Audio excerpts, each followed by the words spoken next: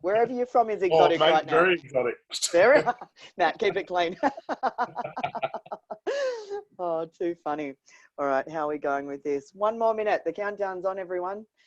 If you've got anyone that's struggling with Zoom, send them a text, help them out. It's easier than we think. All right. So everyone just getting really, really ready for an amazing call. We've been planning this all week. We're like excited kids before Christmas, all of the speaker panel. We're absolutely pumped to help you guys, serve you guys, and shine our light. We've kind of been chomping at the bit and been looking at the clock going, when does this call start? We're that excited. So really, really, really looking forward to this. All right, this last minute is going slowly because I'm looking at the clock. It's like when you watch a kettle and wait for it to boil. So I won the green juice with you back in the day, Matt, with Live It Now. Mike from Newcastle. That sounds like a bit of a personal joke there, Matt and Mike. Might need to take that offline. Yeah, hey Mike, how are you? Quakers Hill, Melbourne. Hello, everyone. All right. Okay, it's 9:35. So let's get started. I'm going to put this Zoom, the chat box down so I can be really present and give you guys an amazing presentation from here on out. So the first thing I want to say, I've said it before and I'll say it again, is welcome. A huge welcome. You guys could be anywhere doing anything, well, maybe not anywhere right now because we're all pretty much in lockdown, but you could be doing anything. It's probably more accurate with what's going on in the world at the moment. You could be vacuuming the house, watching Netflix, sleeping in, and instead you've decided to make this the priority. And I logged on about 3 hours ago just to test the technology, and there was a huge number of you already online. And that tells me that you're really committed. That tells me that you're leaders, you're light workers, you are ready for some positivity and some empowerment and ready to help us with our mission, which is to shine a light through these crazy times we're experiencing in the world at the moment. And what I want to say is this event is going to be a few things. What I want to draw attention to is it's going to be high impact. It's a bit like a cornetto, no boring bits. So we really have got a challenge on our hands. Thanks for laughing again, Matt. I need that feedback. I'm used to a live audience. We really didn't want to give you any boring bits because this seminar is going to be quite long, this virtual seminar, but it's as short as we could possibly make it whilst giving you the most cutting edge information that you need, particularly around health, around income and wealth, and around mindset, because they are the pillars that if you can get them to a 10 out of 10 through these times, not only will you survive, not only will you thrive, but let's take it a level higher than that and actually shine our light in the darkness. It's a multi-speaker event, and I calculated it. Between the 4 speakers on the panel, we've actually got 120 years experience. And so there is a lot of expertise on this call. We have one mission, and it's to help and serve from a place of absolute love and light and integrity. And we are absolutely excited to share the information and the speakers that we have in store for you. On the lineup, we've got Matt, who I know most of you would know. He's an absolute expert in business. And in particular, on this call, I want to draw attention to the fact that he's a specialist in creating online businesses, whether it's coaching or something else, in times of crisis. And he's going to share with you everything that you need to know about that. We've also got Denise, who is the health expert of our company and of our tribe. She's amazing. She's an absolute specialist when it comes to immunity boosting. And that is critical in these times. Until we come up with a vaccine, whether you agree with those or not, the reality is our body is our vaccine. And so we need to empower ourselves to do whatever it takes to absolutely be able to create that immunity internally. And Denise is going to share how to do that. We've got Michael, who is the expert in inner peace, and he's a specialist in having inner peace from the inside out, soul work, and in times of crisis when it's particularly challenging, but we've got the tools. And then you've got me. Hello, that's me. I'm going to be popping up slightly later in the call, and I'm going to be sharing everything about relationships in times of a crisis and my personal story around resilience. If there's a quality that we're all going to need right now, it's resilience. And if you can take on board what I've got in store for you, you guys could actually find that this period is where you get major breakthroughs in your health, in your wealth, and in your mindset rather than the opposite. So without further ado, I am going to go through a tiny bit of housekeeping, and I can see Matt's popped up, which means he's eager to take the microphone. Let's go into a tiny bit of housekeeping to make it all flow smoothly, and then I'll hand over to Matt. So number one, please have your videos off. You can do that lower left-hand corner. Please keep your microphones muted, also lower left-hand corner. Please have a glass of water next to you. I suggest warm water with a dash of lemon, but Denise will give you far more advanced tools than that. And have your notebook, your manual, your pen ready, because we would love you to really engage with this and take detailed notes. The presentation is going to be 9:30 till 12:30, and we do ask for your full presence. As the presenters, we are certainly going to be bringing that on our end, and this is a do with process. We need that same presence from you. What that means is, please, if you're in a couple or in a family, don't get distracted by your husband doing work at the kitchen table or your kids running around. I know it's tough when you're in lockdown, and I've got some tools. If you're single and you're wanting to vacuum the house and multitask, please resist these urges. Have your presence here. Deep breathe, take notes, because this information is going to be life-changing. The only other thing I want to mention is question and answer. Because we have a huge volume of people on this call and we want it to flow smoothly and end before Christmas time, what we're going to ask is, if you have a question, jot it down on your notepad, and at the very end of the presentation, we'll say, put your questions in the chat box, and time allowing, we will answer the most amazing questions that we can find that will benefit majority of the people. And if your question is targeted to a particular presenter, feel free to add their name, otherwise we'll sort it out amongst us. Over to you, Matt. All right, thank you, Miranda, and thank you everyone for being here.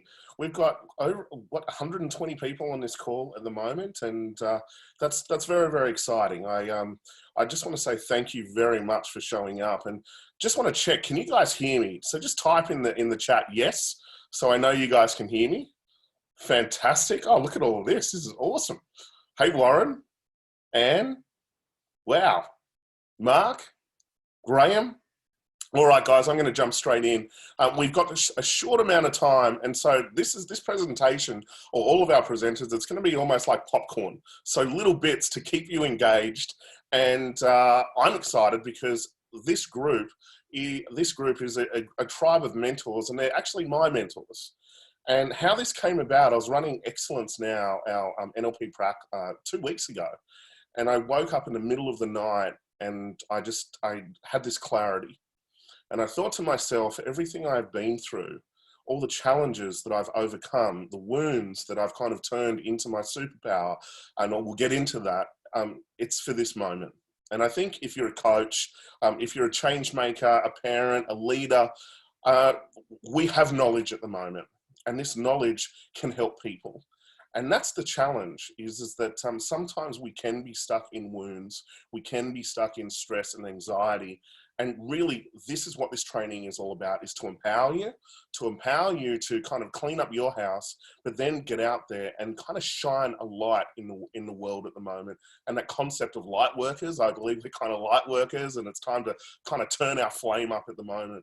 But for those of you that don't know me, let me share a little bit about my story.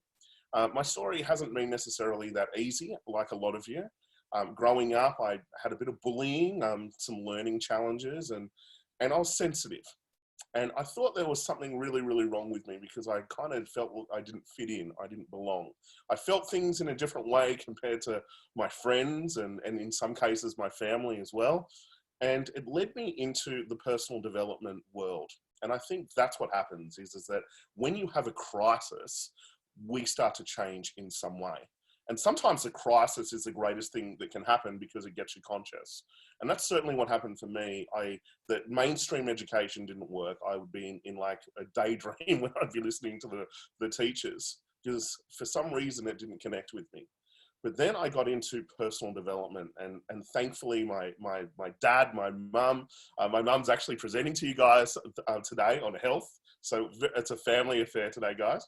But I got put into an NLP style training when I was like 12.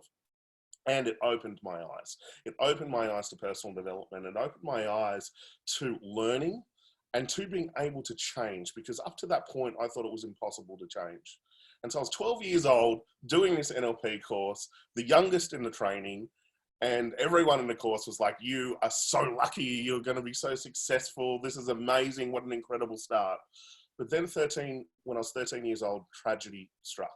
And a lot of you, if you've been to Live It Now, Live It Now is really about this, is about my father passing on Father's Day, running along Manly Beach. And one of the last conversations he had with me was, Matt, the key to life is to live it now. And I went through a period that was so challenging. My poor mum, she shares a little bit more about that at Live It Now, but I was a terror. And what was happening is that I had wounds, I had emotions that were coming up. I didn't feel safe, I felt anxious, and also I felt angry. And this led me on a disastrous type of journey. But then I started to wake up. And I woke up because I found this letter. And this letter that was highlighted, it was in my dad's briefcase. And it basically said, Matt, I love you. And that I wasn't perfect, but I did everything I could. And it was a turning point in my life. It woke me up. And then I'm reading this letter from my dad, and it was so kind of weird and spooky. And then his book falls off the bookshelf. And this book was highlighted and underlined. And so it was a personal development book, of course. So I became obsessed with this bookshelf. I started to read as much as I possibly could, and it got me into this industry. I launched my first coaching business when I was like 19 and 20, and the world was a lot different back then. There was no Twitter, there was no social media. We were back in the dark ages. And I launched this business and I was petrified. Even people in the coaching course were like, Matt, you basically, out of everyone in the class, you're not going to succeed. But something inside of me had me show up. And that's when you hear the truest truth. And so I started to show up, and I launched my first business. My biggest fear was public speaking, everybody, can you believe?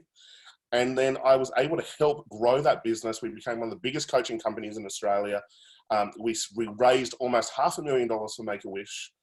And I faced my biggest fear, which was presenting. Isn't it funny how your wounds turn into your superpowers? Now I teach that stuff. And then fast forward, I launched another company called Your Future Now. And I launched that in the global financial crisis in 2008. And everyone thought I was crazy. And I launched that, and I didn't just launch that. In 18 months, we hit some incredible targets where our competitors started to fall away. And I want to share some of those techniques with you a little bit later of what I did in my business, and it's universal. Any business can take advantage of this information. Fast forward, I've got multiple companies, the Troublemakers, I've got the Institute of Behavioral Science, and we've got Live It Now. And Live It Now, it was like my dad's last message. And we have helped like close to 100,000 people. We've raised enormous amounts of charity. And my dad lives on in that event. And why I'm sharing this with you is because all of this was born out of a crisis. And that's what I want to say to you, is a crisis is an opportunity.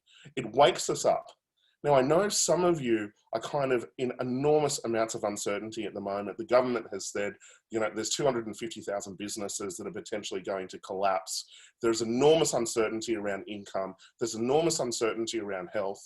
But the challenge is that if you stay stuck in anxiety or stuck in fear, you limit your ability to create. When you increase emotion, you decrease your intelligence. And so what this training is about is to empower you, is to get you out of those states, to help you tap into a new level of creativity, and then to kind of set you up so you can fix what's going on for you, but then shine a light to some other people. Now, we've got a multi-speaker event. As I said, it's my tribe of mentors. I'm also, at the end of this training, I'm going to share with you an incredible technique that is so quick to be able to release anxiety and to help you tap into creativity. Because the thing is that when you get your mind in the game, you start to follow through. Okay, you start to apply the stuff that you know.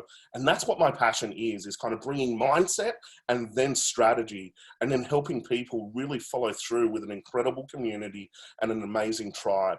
And so we are excited to have all of you here, because I believe we're here for a reason, everybody. We've come together on this call, and it's time to shine a light. So I'm going to get into my presentation now about the 3 phases of personal transformation. And you can probably relate to what's going on at the moment. So if you've got a notebook or you've printed out the manual, grab a pen, have a sip of water, and let's jump into it. So the 3 phases of personal transformation. And this will give you an understanding of why you're potentially thinking the way that you're thinking, or why you don't necessarily have clarity. A lot of people say to me, Matt, I don't know what I want, I don't know what to do, or I feel paralyzed. Hopefully this education will help you, and then we're going to give you strategies as we move through this call. So, new page in your book, and 3 phases of personal transformation. And the first one is what we call the wounded phase. okay, or wounded self specifically. And wounded self is really where you're unconscious. You're unconscious that the programming or wounds from childhood are basically controlling your decision-making process, they're controlling your behavior, and it's fundamentally unconscious. And the challenge with that is that if it's unconscious, then you're at the effect of your programming. And so when it comes to achieving, it can be significantly challenging, because if our grandparents and parents have had ineffective strategies with dealing with emotions, then often that is passed on through generation after generation. It's like the fear that is passed on generation after generation, or guilt or hurt or sadness or limiting decisions. And these are programs that are often connected to an emotional state, like a negative emotion, but more specifically a story that plays over and over and over again. And you've probably heard this before. If you want to change your life, what we've got to do is change the stories and move the stories from you being powerless or the effect side of the equation to moving them to you being at cause. So wounded self is where you're unconscious. Now, if you have never done personal development, or you've just started your personal development journey, it can be really overwhelming, because what happens is you start to get conscious of all of the wounds that are in play at the moment. And that's the overwhelming phase that often happens. The big challenge of wounded self is that if you make life decisions from your wounds, you will repeat them. And so that's what I'm so passionate about, is about helping people uncover their unconscious blueprint. Like, what are these stories that are playing? And what are the negative emotions that you're making decisions from? And how can we flip it? Okay, so let's talk about how we do that. So the first phase is wounded self. The next phase is what we call best version. Now, if we look at the world at the moment, there is mass anxiety, there is mass stress, there is mass fear. So what's happening is that the people are going back to wounded self. They're making decisions from wounded self. And what that's going to do, especially if you're a leader, it's going to drop your ability to be able to create. So how do we shift this? We move to best version. And best version is where we start to get conscious, everybody. So we move from unconsciousness to consciousness. And this is where I often have conversations with people. And I say, well, okay, what is it? What is best version when it comes to your health, or best version around your relationship, or best version around your mindset, or best version around wealth? See, a lot of people say to me, Matt, I don't know what I want, or I don't know what to do. If someone says, I don't know what I want, or I don't know what to do, typically they're stuck in wounded self, and there's not enough space for anything new. So to transition to best version, it's a simple question. What is my best version in health and relationships, or whatever area of life it is? Now, in that process, we then have to get conscious.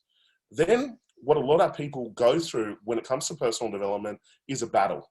They wage war on themselves. So they wage war between their best version of self and wounded self. And maybe some of you can relate to that, especially the perfectionists on this call, where you attack yourself or you beat yourself up in the hope that you can start moving or changing. Now, sure, that may get you moving straight away. You may win the battle at that moment, but you won't win the war. Now, if you think of it, the war on terror hasn't worked. The war on drugs hasn't worked. So going to war on yourself actually doesn't work. It increases stress levels. It increases anxiety. And so the key is actually, instead of going to war, is to make peace. Make peace with your wounds. Make peace between your wounded self and your best version of self. And when you do that, you create space. I often say to people, when you handle the basic stresses in your life, you create space to tap into your true genius.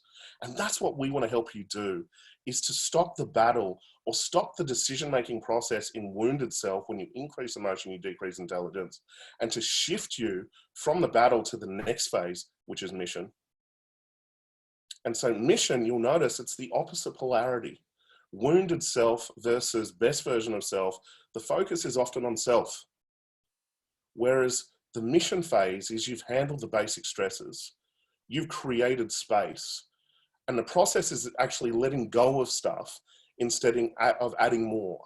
And so if you think about it, when someone is on a true target, they're often flowing, it's often peaceful, okay? They're creators, but often when you're on a false target, what can happen is that you add complexity. And so the mission is the key, and the mission is where you start to become unconscious to yourself now in terms of your wounds because you've resolved them, and you start to become conscious of other people. Like for instance, like in this training, my focus, my mission is to serve you. I'm thinking, what can I do to help? What information is going to light you up at the moment and help you move to a position where you're starting to create? And so I want to transition now into some questions. And if you want to grab your books, we can just jump straight into these questions, and we'll give you an understanding of what's happening. So new page in your book. First question I want you to answer, and it will give you 2 minutes, is where are you at right now?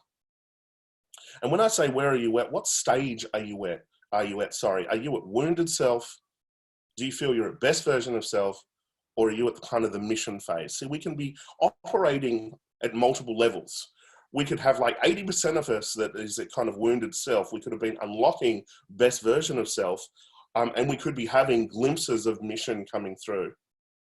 Now, for those of you that you probably heard the term of the rescuer. Now, sometimes we can be in wounded self, but the focus is to help others. But the reality of it is it's to avoid something.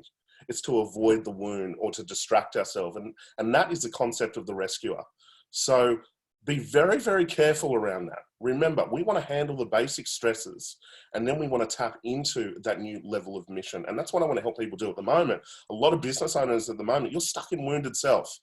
And so that could be you're stuck in the past, reliving past stories, or you're stuck in the future, thinking about the worst case scenario.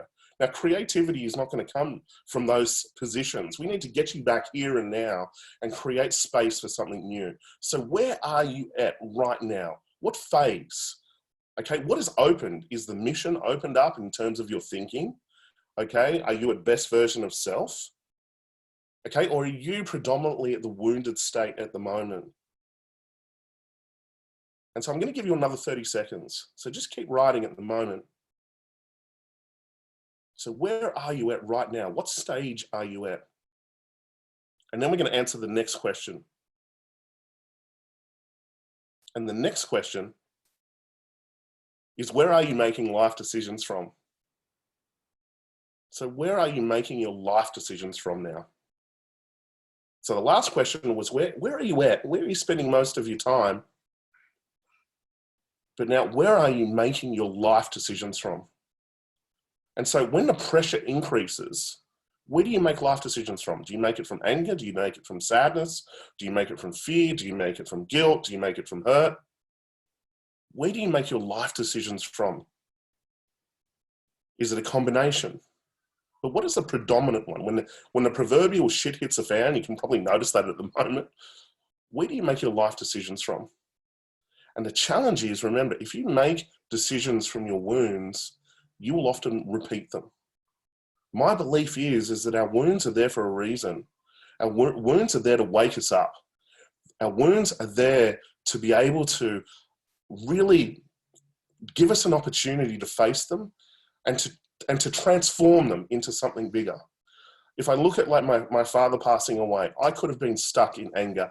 I could have been stuck in sadness. I could have been stuck in guilt. And I was making life decisions from those emotional states. And my life was kind of heading on a path of total destruction. But I decided to face the wounds. I decided to do the work. And when I did that, I got access to the opposite polarity. So instead of being stuck in fear and running away from fear, I turned it into a state of certainty, a state of courage, a state of confidence. Instead of being stuck in sadness, I moved through the sadness to discover what happiness was for me. Not about making everyone else happy, which is what my old pattern was, but to actually find out internally what has me feel happy. And then the next part of it is this guilt that I was kind of carrying. And the opposite of guilt is a sense of self-worth. And the challenge with guilt is that you'll often put others first, potentially, the rescuing pattern. You can feel paralyzed. You won't be able to receive love at the level that you could, or receive wealth at the level that you could. That's a guilty receiving pattern. Some of you may have that. When someone gives you a compliment, you have that icky feeling, or someone goes to buy you lunch or dinner, you're like, no, let me buy it. Or someone buys you a present and then you feel obligated. And so the opposite of guilt is that sense of self-worth. And so that's what transitioned for me. And my wounds became my superpowers. I went and launched to Live It Now. I created meaning, a symbol of what happened to me. And when I was able to go out there and help over 100,000 people, raising all of this money for charity. Public speaking was my biggest fear on the planet. I turned that wound into my superpower. And I was like, okay, I'm going to face this. Now I teach that for a living. If I looked at my dad's story of him being trapped in a job he didn't like, I wanted to have freedom. I wanted to be able to get out there and help people. So that kind of triggered me to launch my business at such a young age.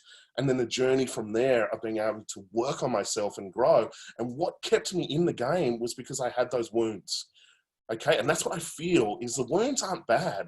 The wounds are often a blueprint for our consciousness. So where are you making your life decisions from right now?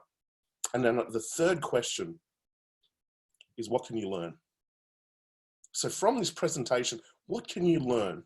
What can you learn about your decision-making process? Because your decision determines your future, everybody.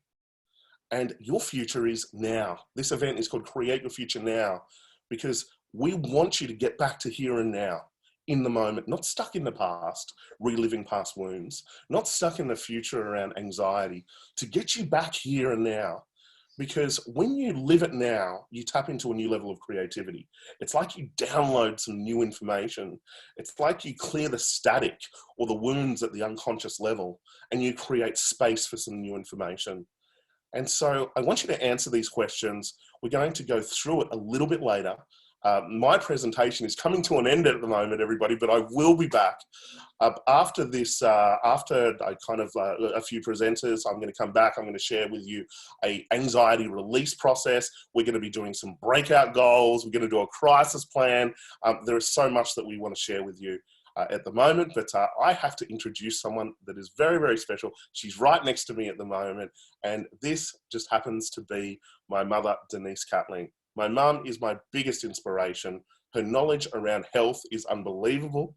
And in thinking about how we could serve in an incredible way, we thought, wow, what an important topic at the moment is immunity, is stress, is anxiety. And so Mum's going to come up and talk to you about the incredible breakthroughs that she's been having with her clients, specifically around immunity and stress and anxiety as well. She's amazing. Give her a big round of applause, everybody. So we're transitioning seats right now.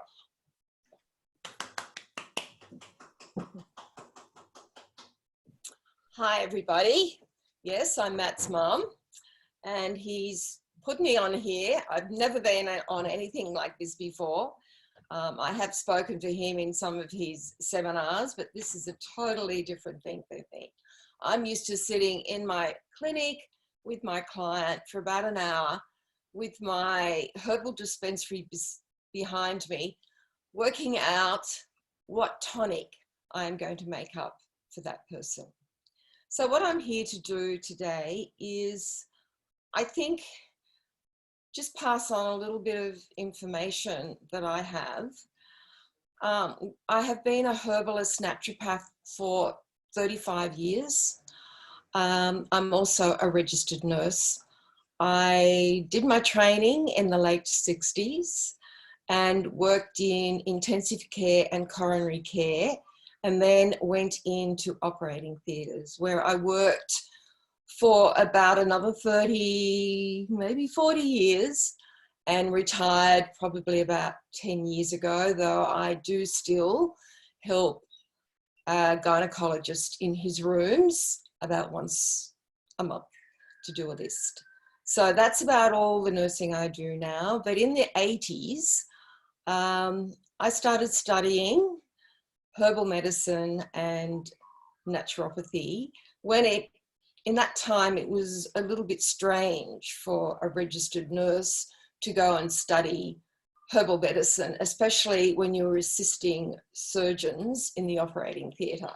So I used to get a lot of questions about what I was doing and why I was doing it. But now, 30 odd years on, I've been working with clients, and it's the most satisfying thing I have ever done. I think when you've been doing it for as long as I have, you have an intuitive feeling for your dispensary. And when somebody walks into your clinic, you actually know what they need, and you know exactly how your herbs work together because you've been using them for a long time. And that's what experience is. And I think in this sort of latest climate with this coronavirus and the fear and the anxiety about our loved ones and whether we are going to get it, and it's all around us, and it's really, really hard not to tap into that anxiety. And unfortunately, that is stress, and stress drops our immune system down, the very thing that we need to support. And in my clinic over the years, I guess that's probably the most significant thing that I treat. And it may be an infection or a condition that they come to me for, but when you do the past history, you realize it all stemmed from some major event in their life or something that dropped down their energy levels due to stress.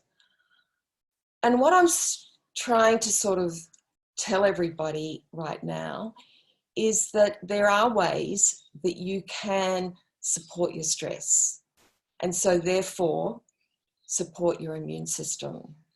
Because when we're stressed, we're using a lot of adrenaline, and that adrenaline floods our body with adrenaline and cortisol and creates anxiety feelings like butterfly feelings in the chest, tight band around your chest, tight band around your forehead.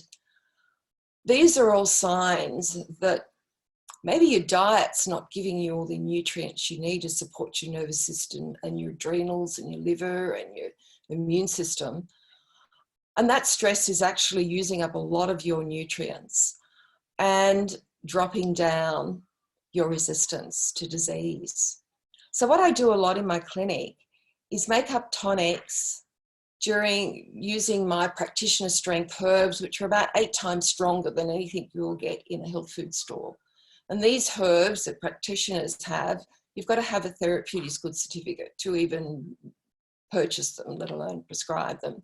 So they are 8 to 12 times stronger than anything that you'll get in a health food store. And what worries me at the moment is people are rushing into the health food stores and getting lots and lots of supplements that are mega doses of things. And if your gut's not working, they're not going to do you any good, because stress also affects our gut, and especially our gut flora.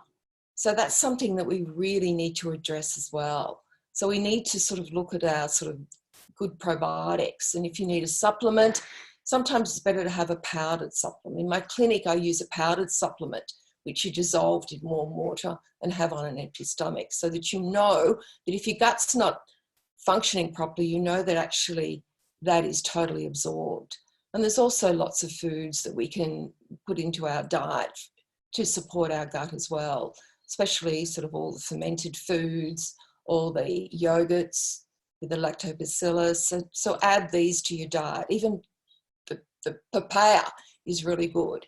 It's got digestive enzymes. And when you're stressed and your digestion is feeling low, you feel bloated, you feel sluggish, you feel tired, it's sometimes good to sort of just watch your diet and drop down, you know, heavy protein. Maybe instead of 2/3 of your plate heavy animal protein, just have 1/3, and 2/3 of really good leafy green veggies and lots of antioxidant type foods, and stir fries with broccoli and bok choy, and you know, if you buy beetroot, steam it and or bake it and use the tops, put those in stir fries. They're so high in iron. red capsicums full of vitamin C, sprouts. I mean, everybody's home right now. Why not start having a little sprout farm and adding that sort of nutrition? Have a little herb farm. Parsley, amazing source of nutrients and vitamin C. Add parsley into your diet. Sprouts, seeds. Seeds are amazing. Sesame seeds contain high calcium. Tahini, hummus, all these things you can add to your diet, which is giving you lots of calcium and magnesium. Look at fruits and berries. Papaya is my favorite. It contains digestive enzymes. It's when the stomach and your digestion is low, it's very calming. And mixed with berries and fruit and a good quality yogurt and maybe a really good quality seed mix, that's a really good breakfast to start the day. If you're going to have smoothies and juices, try and have them on an empty stomach so that they can be absorbed, because that's the reason that you are blending, so that your body can absorb them. Also with juices, my favorite is just a carrot, celery, big knob of ginger, and some silver beet with the white stem cut out, and just thrown that in and blend it. That is an amazing source of beta-carotene for the liver. Celery is good for the kidneys. It's alkalizing, contains vitamin C.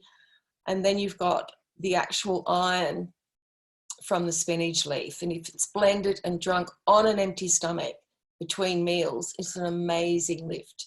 You can add some nutritional yeast or spirulina if you're vegetarian to add some B12 to that. My herbs, I just feel very, very passionate about plant-based nutrition. And I guess I've been doing it for a long time. And I find our food sources aren't great. And so I just believe, especially in these times, everybody needs to have some sort of good supplement to their diet. And obviously for me, it's a practitioner herbal tonic. And my clients, I have always made an immune boosting supplement, and that is just walking out of my clinic right now. And the herbs I use for that has been my own little recipe that I've been using for probably 30 years, but it works. And most of my clients always have one of these in their pantry, so that when they're under stress or they're feeling a bit fatigued, they start taking it twice a day.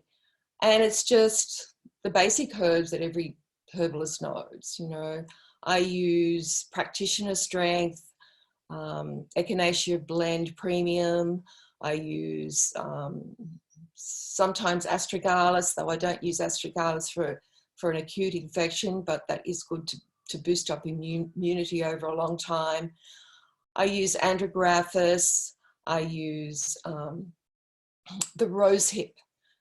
I find the rosehip berry and rosehip extract, rosehip tea, it's 10 times higher in vitamin C than an orange. So it's an amazing herb to supplement with vitamin C. Garlic, it's our natural antibiotic. It contains natural sulfur. And so I use an extract and I put that in as well. It also helps our bowel eliminate pathogens.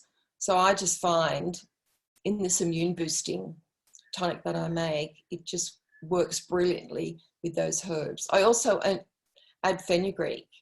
Fenugreek helps clear out the lymphatic system, and that's really important right now because this virus attacks our throat.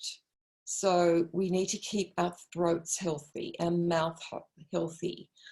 I find that thyme tea, just mixing up some fresh or some dried thyme in some boiling water and let it infuse and cool, strain it, and just gargle your throat with that after you clean your teeth every day. That will keep your throat clean of pathogens. Time in your food source will help as well. I just find that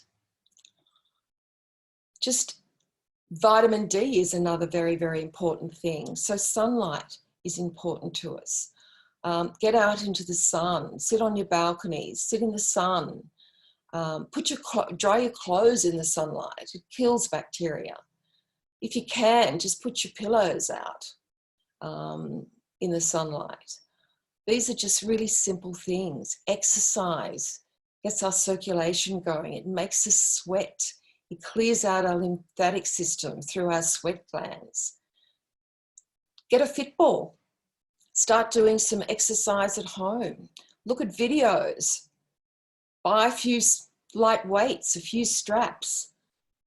Just get into a fitness program. Maybe this is a time that we have to become more conscious of our health and look at all the different things that we can do to enhance that. As far as foods, stick to lots of your fruit and veggies. Stir fries are fantastic because you can just put a third of your animal protein and then just fill up with lots and lots of good stir fry vegetables. Evening meals, do the same. Steam veggies, baked veggies. Use a lot of hummus. If you're buying bread, sourdough bread, it's fermented grains, so it helps the gut as well. I just find that the clients that are coming into my clinic are very stressed, and my immune support herbs are just flying out my door. We've put together the Immunity Booster Program, and it's a talk with me on immunity. It's an immunity tonic, and it's an immunity meal plan. I've got limited supplies, but we're just here to help. And I just feel that this is my little bit, that I can do my bit of information, because I've been doing this for so long, and I just feel that we're in a bit of time of crisis right now, and I just feel everybody needs to have some form of support from everybody. And this is just my little bit that I can do of awareness around health, due to my experience of seeing clients for the last 30 years. I just feel that it's a conscious time that we need to sort of look at where we are and what we stand for. And now we're so concerned about our loved ones and that we might lose them. And I just think that we need to look at our health. We need to look at our conscious levels. We need to feel our community around us. And everybody is changing. Everybody is supporting one another. And I just think it's an amazing time to grow and to be aware of our health. There's lots of information out there. I think you should find your nearest herbalist and talk to them. I just feel we need supplementation, and I just think plant-based foods and plant-based supplements are amazing. There are some supplements I use in my clinic. I use a Poly C, which has got zinc and vitamin C in it, and this dissolves in water. This is an amazing supplement. I use that. I use clinical probiotics, and I also use herbs. There's vitamin E supplementation I use, but mostly I make tonics from my dispensary. Thank you so much for listening to me. I hope this has helped as far as your understanding what your stress levels are doing to your immune system. Thank you very much. And now I'll hand over to Miranda to Hello. give you some more amazing information. Thanks, Thank you so Miranda. much, Denise. Can I just get someone to confirm that you guys can hear me? Someone say yes. Yes, awesome. Thank you. And I saw gorgeous Miranda. I'll definitely respond to that. How are you, everyone? I know that you can't answer me, but just send me some positive love and energy and vibes. I'm very empathic. I'm sure that I will feel it virtually, even through this new and exciting platform, which I know is a big comfort zone pusher for some of us. You know, teachers are having to go online. The whole world is going online, and I'm incredibly grateful, without bragging in any way, but our company has been remote and virtual for the past 10 years. So I'm really, really grateful that my main mission can be one of service and communicating these skills, rather than having that hurdle around what will my online business look like, or how do I use Zoom. So, you know, with those more simple things, if you guys know anyone that wants support with that, please just let us know, because it is out of a lot of people's comfort zone at the moment. Anyway, coming to my presentation, I am the queen of relationships on this call. I am a soulmate coach, and what that's code for is a self-love coach. People sometimes hear me being a soulmate coach and they think that means that you're going to go out and, you know, deal with other people. And of course you will. I do have an extensive background, years and years, decades and decades experience in mindset, in relationships, and I briefly did do a bit of matchmaking. So finding your soulmate is not unlikely when you work with me. But where that all comes from is really self-love and personal development. And what I want to talk to you about today when it comes to relationships is resilience and relationships. Matt, Denise, the speakers you've heard from so far, Michael, the speaker that's going to be coming up shortly, these are my mentors, these are my tribe, these are my team. And so I'm just so proud to be running this seminar with them and owning the relationship space within that.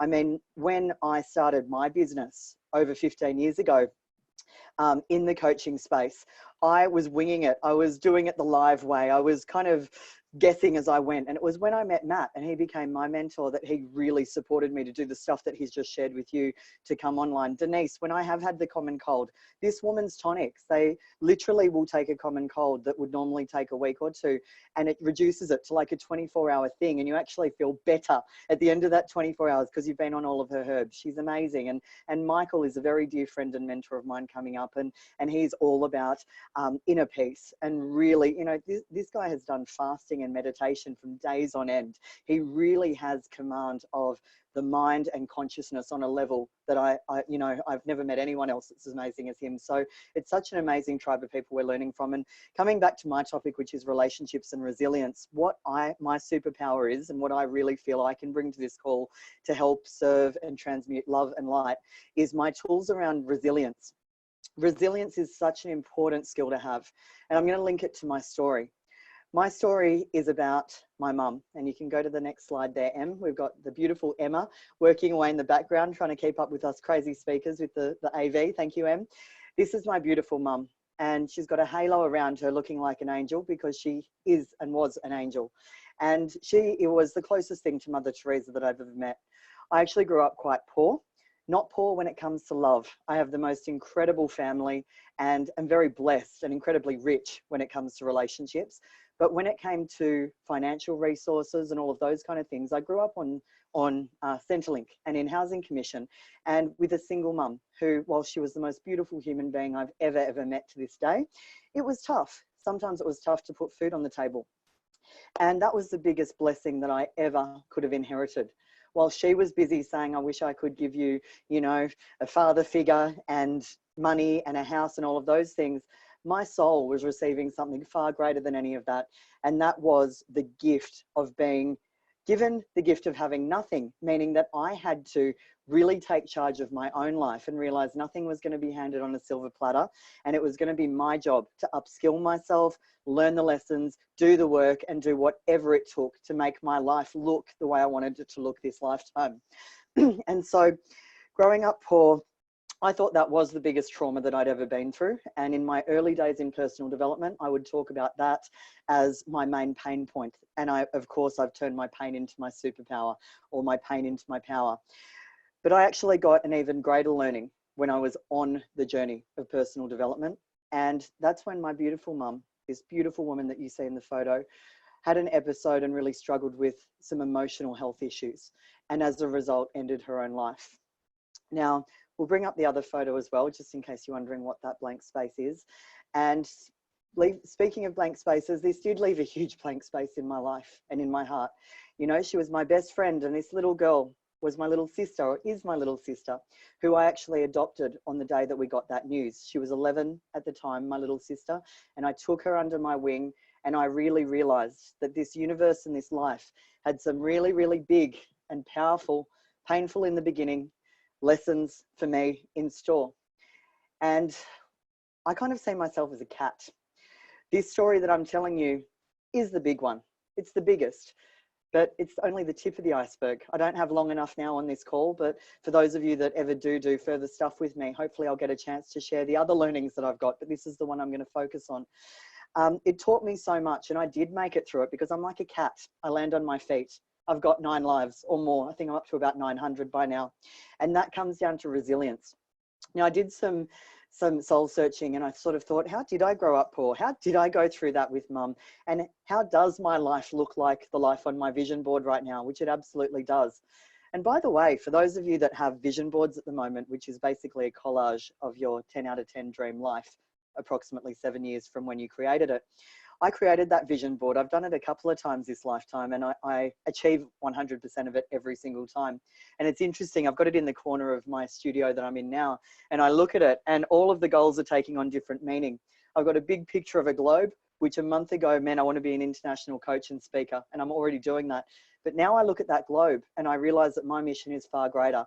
It's to transmute love, light, and healing through the world, and especially in times of crisis, and actually have the crisis be the opportunity that creates that. Because times like this, all of our shit comes up. That's the technical term. All of our wounds come up. And if we unpack and live there, it can be a very problematic time. But if we use this as an opportunity to heal those wounds, they're actually coming to the surface with more intensity than ever before. And the opportunity to heal is greater than ever before. Now, when I thought about how I have gone through that, being poor, mum's suicide, a whole bunch of other stuff, and how I can hand on heart say that I'm a really incredibly happy and successful person. The answer is this. It's the ABCs. I wanted to keep it simple. We've got enough stress at the moment. Simple is best. So the ABCs of resilience that I would love you guys to take a screenshot, or please write this down and definitely listen with your hearts and souls, because this is how I've done it. And yes, I've layered in, 15 years of experience and a million different qualifications, from hypnotherapy to relationship coaching, timeline therapy, rapid change, all of that stuff. But, as a coach, I'm highly qualified, but as a human being, I get it. I get what it feels like to be at rock bottom, to have the rug ripped from underneath you, and to have the option of either breaking down or breaking through. And the answer is resilience. So these are the techniques from my professional advice, but also from just my human to human advice and what I've personally done. So we'll bring them up, please, Em. So the ABCs, number 1 is attitude. Number 2 is behavioral flexibility. And number 3 is community. With attitude, I want to summarize this. I run 6-day trainings on this topic, and I know we're limited for time, and I promised you this would be a cornetto. Please just remember this. Life happens for you, not to you. When you think life happens to you, oh, this crisis is happening to me, struggles with rent are happening to me, the mortgage being a nightmare is happening to me, then you're a victim.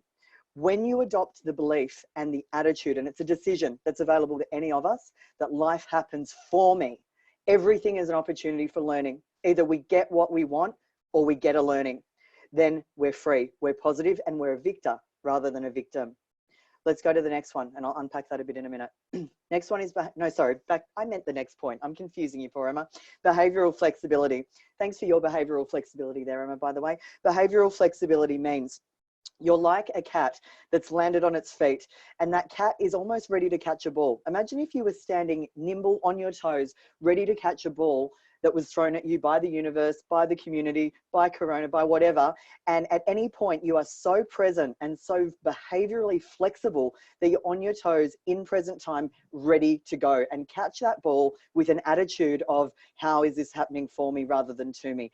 And my behavioral flexibility led me to personal development.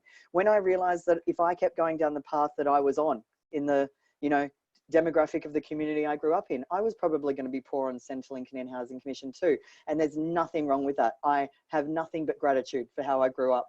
However, my vision board did look different to that. So I had the flexibility to upskill myself around education, mentors, getting jobs, getting out there, getting life experience. And I gave myself so much education, which really helped me to create excellence around my skills, my results, my attitude. And that has been the best thing I've ever done, which has translated into everything that I had as a goal. So the final one is C, which is community. At the moment, there's a lot of focus on things like health. How do I get my health to a 10 out of 10? Income, how do I get my income to a 10 out of 10? But there's a major blind spot that I really want to draw to your attention, and that is community and relationships. You become like the 5 people you spend the most time with. So at the moment, if your circle of influence are people that are panicking, in fear, in anxiety, first of all, my heart goes out to them, and please connect them with us so that we can at least send them a recording of this or help them and serve them in some way. Because when anxiety is increased, intelligence is decreased. And if you're anxious, you're probably not going to do the things you already know you need to do, like apply for grants, start an online business, improve your health, but you're not even going to do the things that you don't know that you need to do yet, which are be resourceful, be creative. And you need a tribe of people that are 5 levels above you and getting the kind of results that you want when it comes to their health, their business, their mindset, their relationships. And that's what this call is about. It's about bringing together a tribe of mentors, because we all have our personal network. We all have our business network, but you really need to see networks as an absolutely critical tool through these times, because the bigger your network, the more powerful and positive your network, the more you are going to survive, thrive, and shine through these times. Because in the worst case scenario, you're all going to hold hands and help each other, whether it's sharing resources, learnings, contacts, advice. And in the best case scenario, you're all going to help each other, whether it's sharing your new online business or sharing tools like this webinar so that we can get out of the panic and get onto positivity. But your network really is your net worth at the moment. Now, I know that I'm almost out of time, so I've just got a little bit more to go. I promised it would be a cornetto, so hopefully no one's falling asleep on me yet. Bit of an energizer bunny, so I've never had that feedback to date. But let's go on to the next slide. So these 2 questions, I would love everyone on the call. This directly links to resilience and directly links to how you're going to shine through these times, where I would love for you to look back and have you almost be grateful this all happened, because it's what was the pivotal point to get you on track in your life. And these are the questions that are going to have you do that. Tattoo it on your hand, tattoo it on your forehead. These questions will save your life, change your life, and be game changing. What do I want? How can I have it?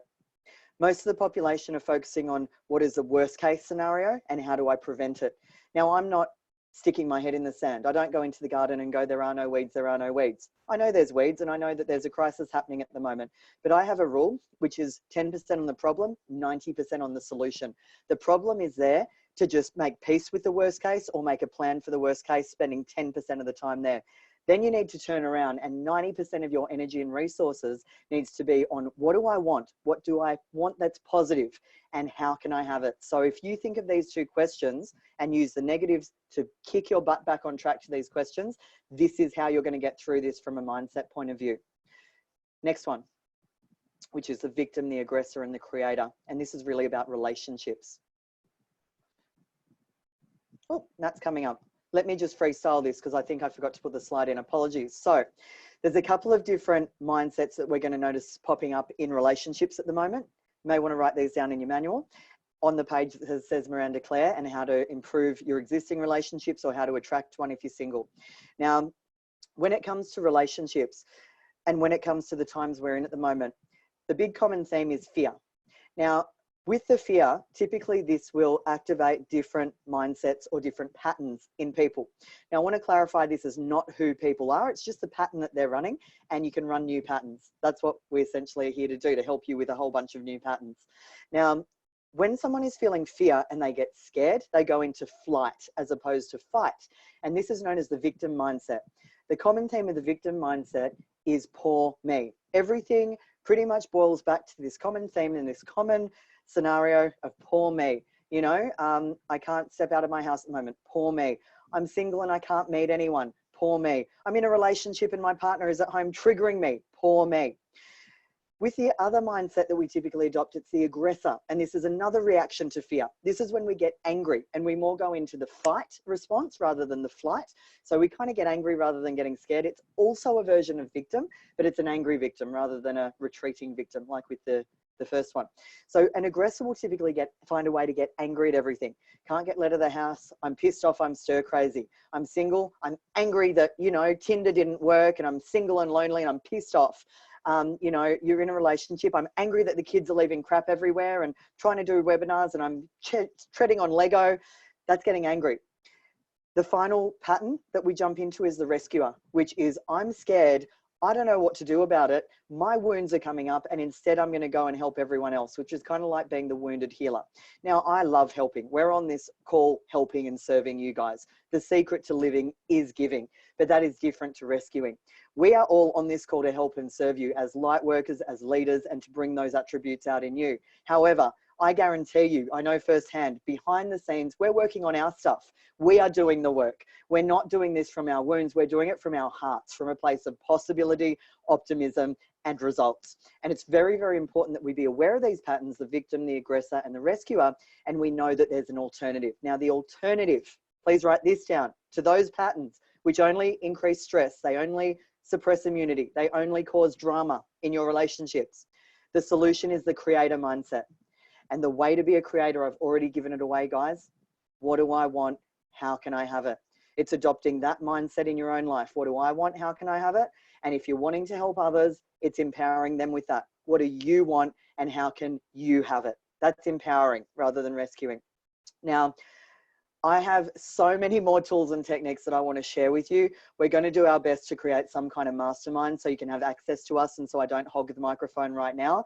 But I really sincerely am here to help you guys. Anything to do with resilience, relationships, mindset, and absolutely shining through this. For me, survival and thrival, that is like the bare ass minimum. I am here to personally shine through this and I want to bring as many people with me on that journey as possible. So love and light to all of you guys. And I believe it's time for our next speaker. Is that you, Matt? Hey guys, can you hear me? Hey, Matt, we sure can. For some reason, my camera is not coming up at the moment. Hang on. Can we put the camera on, Em? I need to be the host, I think. There we go. That's all right. There we go. Awesome. Hey guys, and a big round of applause for Miranda, everybody. Isn't she amazing? I was listening to that presentation and I could really relate. Those questions are very, very powerful, which is, you know, what do I want and how can I have it? And if you think about create your future now, it connects to that. One of the first things that we often need to do is to create it. So what do I want will put you in the future and get you to think about what you want instead of what you don't want. And then how can I have it will bring you back to present time so that you can really tap into creativity. That's what we need as leaders right now. There's kind of two things that we need as leaders. One is an internal sense of certainty, and the other is a new level of creativity. See, a lot of people put certainty on external structures, and that's a real challenge because some of the external structures at the moment are crumbling. So, you know, businesses are crumbling. Some people don't have, you know, trust in the government at the moment, and this will have people feel really, really powerless. So the key as an entrepreneur, the key as a leader is to build an internal sense of certainty and a new level of creativity. And those questions are very, very powerful. In fact, I use those questions when my back's up against the wall, because the natural thing is in a crisis is to focus on or obsess on all the things that are not working. And instead of saying, how can I have it? Typically the mantra is I can't. So I loved that presentation. Thank you so much, Miranda. My presentation now, I'm going to get into more of, I suppose, the business side of things, leadership. And again, it reminds me of when I launched Your Future Now. And Your Future Now was launched at the beginning of a global financial crisis. And everyone told me, Matt, you're nuts. Coaching is an intangible, you know, an intangible service. People aren't going to kind of want coaching and, you know, what are you doing? You're crazy. And for me, I'm pretty stubborn. So back then I was like, you tell me something I can't do, I'm actually going to do it. And I decided to get like a bit of a crisis plan in place. And what I did actually really worked. And I want to share some of those things with you right now. And so the first thing I noticed, being trained in hypnotherapy, is suggestions. Hypnosis really is suggestion, or the ability to follow suggestion. And so there's a lot of suggestions that are coming out at the moment, and a lot of it is doom and gloom. In fact, majority of the time you turn on the news, it is doom and gloom. The challenge is that often we can take on board suggestions from authorities uncritically. So I decided in the previous crisis was to really protect my unconscious mind. And I think that's what you could be doing at the moment is I really decided, okay, I'm going to limit the suggestion of doom and gloom. So this is what I'm telling my clients at the moment is, sure, be watching the news, but don't obsess over it. Maybe find a reliable source, 5 minutes in the morning, 5 minutes at night, and really protect what's coming into your unconscious mind. Because again, if you're setting up the game where you're dependent on an external structure, or you're stuck in stress or anxiety, it's going to eliminate the ability to create. If you remember what I just shared with you previously, wounded self, best version of self, and mission, like if you're a leader, if you're stuck in wounded self at the moment, it's going to be really, really tough. Like for coaches, if you're trying to build a business from wounded self, it will literally be very, very tough. The proverbial pushing kind of shit uphill. Really tough, because you attract your wounds all day, every day. Best version of self, when you're hitting that, when you're kind of facing your wounds, turning them into your superpowers, it gets easier. But when you hit mission, what happens is that you have a bigger vision, a vision that is bigger than you. And it is magnetic. And that's where people actually come to you. And so all leaders, I believe at the moment, if you're a business owner, if you're a coach, if you're a parent, if you're a change maker, what's required is to help you get to the mission phase as fast as possible. And one of those ways is to ensure that you're actually hanging out with people that are at the mission level. And so that's what I did. I limited my exposure to the news. I worked out reliable news sources. And then what I started to do is I invested in myself. And that's what most people don't. My suggestion is that you double down on mindset work. So if you do morning rituals and, prep yourself or prime yourself to get out there and create, do it twice a day instead of once a day. If you're around wounded people, I'm like shielding myself at the moment. I'm like, if you've got these wounds, I'm not wanting to take them on board. I'm here to help you. But I don't want you to passionately pass on those suggestions to me at the moment. So I'm limiting that. I'm putting boundaries in place. What I did back then was I got my coach and I worked with them, weekly instead of fortnightly, monthly. So I doubled down on all this stuff. I surrounded myself with a tribe of mentors, people that are playing at the mission level, and things started to move. And what started to happen was as I moved out of wounded self. And remember, when you're at wounded self, there is, you're in the past, either a negative emotion, anger, sadness, fear, hurt, guilt, or you could be stuck in the future around anxiety. And think of anxiety. Anxiety is like thinking of the worst case scenario, obsessing over the worst case scenario. There's a challenge with that, because you can obsess over things, right? You can obsess over a car. And you've had this experience before where you obsess over a car, the make, the model, the color, and you see that car everywhere. Or conversely, you can obsess over problems. And I guarantee you, if you obsess over problems, you will see them absolutely everywhere. However, if you obsess over opportunities, I guarantee you, you will see those opportunities. What's always wrong is there, so is what's right. A little Tony Robbins kind of mantra there for you. So now is the opportunity, I believe, to become leaders. As I said to you, I had that experience where I was like, oh my God, everything I learned from doing NLP when I was 12 years old, getting rid of anxiety and all of those types of wounds, to getting out and launching my business at 19 and being free, even though it was so tough with wounds in my face, to facing my fears of public speaking, to share a message in a big way, to launching businesses without tech, to launching businesses in a global financial crisis, and to really fundamentally almost starting a movement with Live It Now. And I think now is the time for this.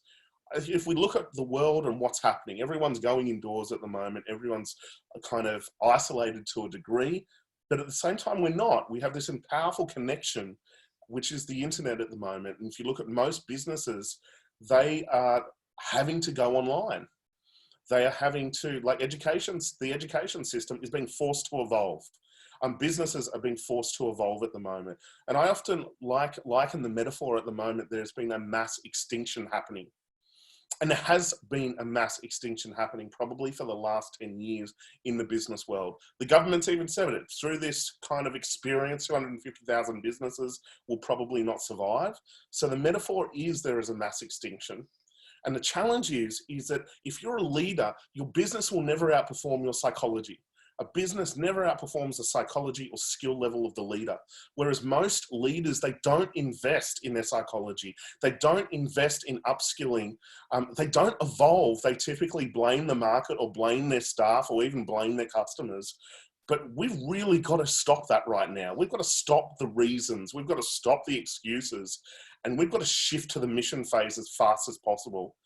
And what that is going, okay, I need to change. I need to evolve. I need to become more creative. I need to be more certain.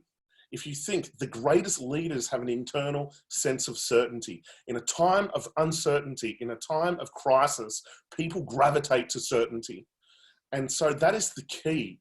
And a leader is fundamentally a visionary. And a visionary is someone that has a vision that is playing over and over and over again on the movie screen of their mind. They're playing a vision of possibility, not impossibility.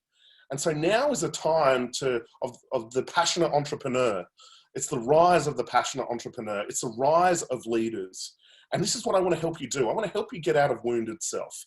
I want to help you release the anxiety, to look at the wounds that are coming up. What a lot of you may or may not realize at the moment is that with this mass hysteria, this mass energy, we're able to release things at such a deep level. The results that I'm able to get with my clients at the moment would sometimes normally take years, but because there is this kind of pressure where that we can't hold stuff in at the moment. Like typically people use TV or they use food or they devices or drugs, all that type of stuff to keep it in pack, to keep the wounds in. Well, a lot of that stuff's not working. And so there's a great opportunity for you to release stuff at a deep level. There's a great opportunity for you to develop an internal sense of certainty. There's a great opportunity for you to build a new vision of possibility and tap into a new level of creativity and help people create. And if you're on this call, this is what this is about inspiring you to do the work. Let's shift from wounded self as fast as possible. Even if there's just a few things there, let's shift it. Let's help you clean up your house at the moment, like best version internally, best version externally. And let's, all the stuff that you put off, now's the time, the opportunity to do that stuff. And let's shift you into a mission. And let's surround you with other people that are at that mission level. And so that's what I did. There was a crisis going on and I decided, okay, I need to shield my unconscious mind. I need to put a community in place, a tribe in place that are thinking differently, and I need to do it regularly. The other things that I started to do is I started to realize that in this moment, everything has changed. So business owners, this is what I want to say to you is that everything has changed. Everything you know about business is potentially different right now. Okay, because in a matter of weeks, your customers or your potential customers, their needs and wants have shifted almost immediately. And so we've got to treat your business, whatever business it is, small business, a larger business, we've got to treat the business like it's brand new. And so what did I do? I just reached out. I reached out.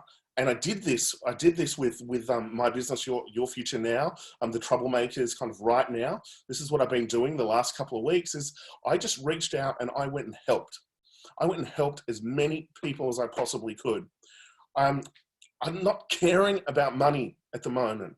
I'm not caring about all of that stuff. Now is the key. That will come later. Now is the key to be able to reach out and to use your skill sets to be able to make a difference.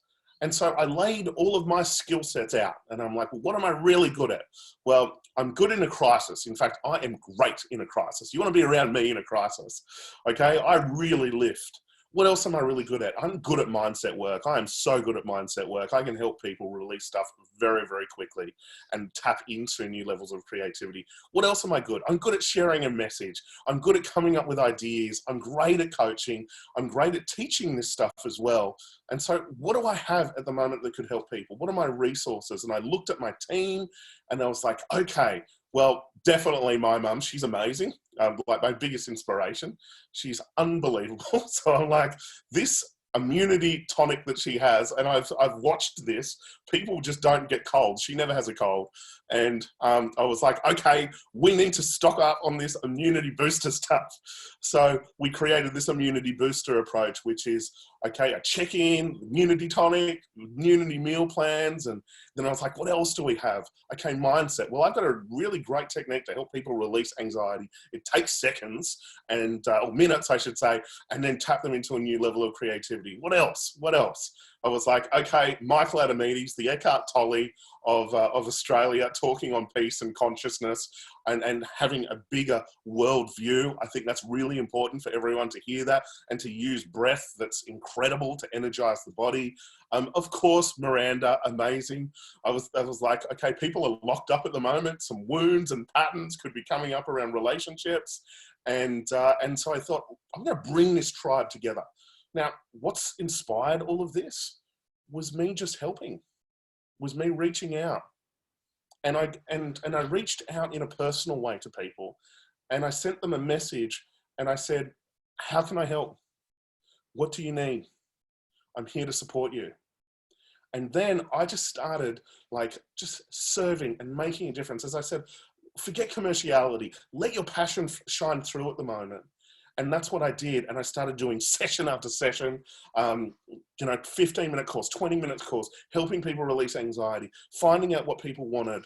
And then this elite kind of leaders or light workers concept came about, of us coming together and shining a light and helping you guys and bringing you together and say, well, let's catch up weekly for the next 90 days. Let me bring my team of mentors and let's work together. Let's work together as a tribe to be able to shift from wounded state or wounded self to best version of self and then shift into mission. And so if you're a business owner at the moment, please take some of these concepts. We need to get you out of any anxiety or fear as fast as possible. We need to help you with a new vision of possibility.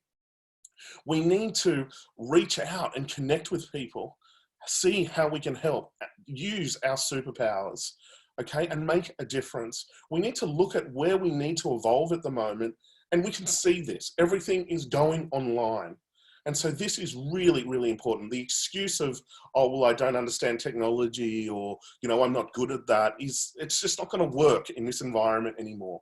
We've got YouTube, which is the most incredible education channel. You just type in a question, you get 50,000 answers. We've got the information at our fingertips, but what would stop people executing this information is their wounds. And this is what I say, when you get your mind right, when you're back in present time, then you start to create your future, and you start to do it now.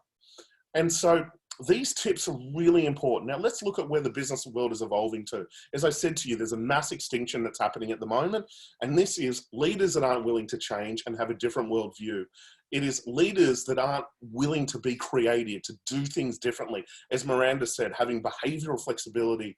It's leaders that are not willing to embrace the new world of technology and a new world of what I believe is results. What people are after is not more information.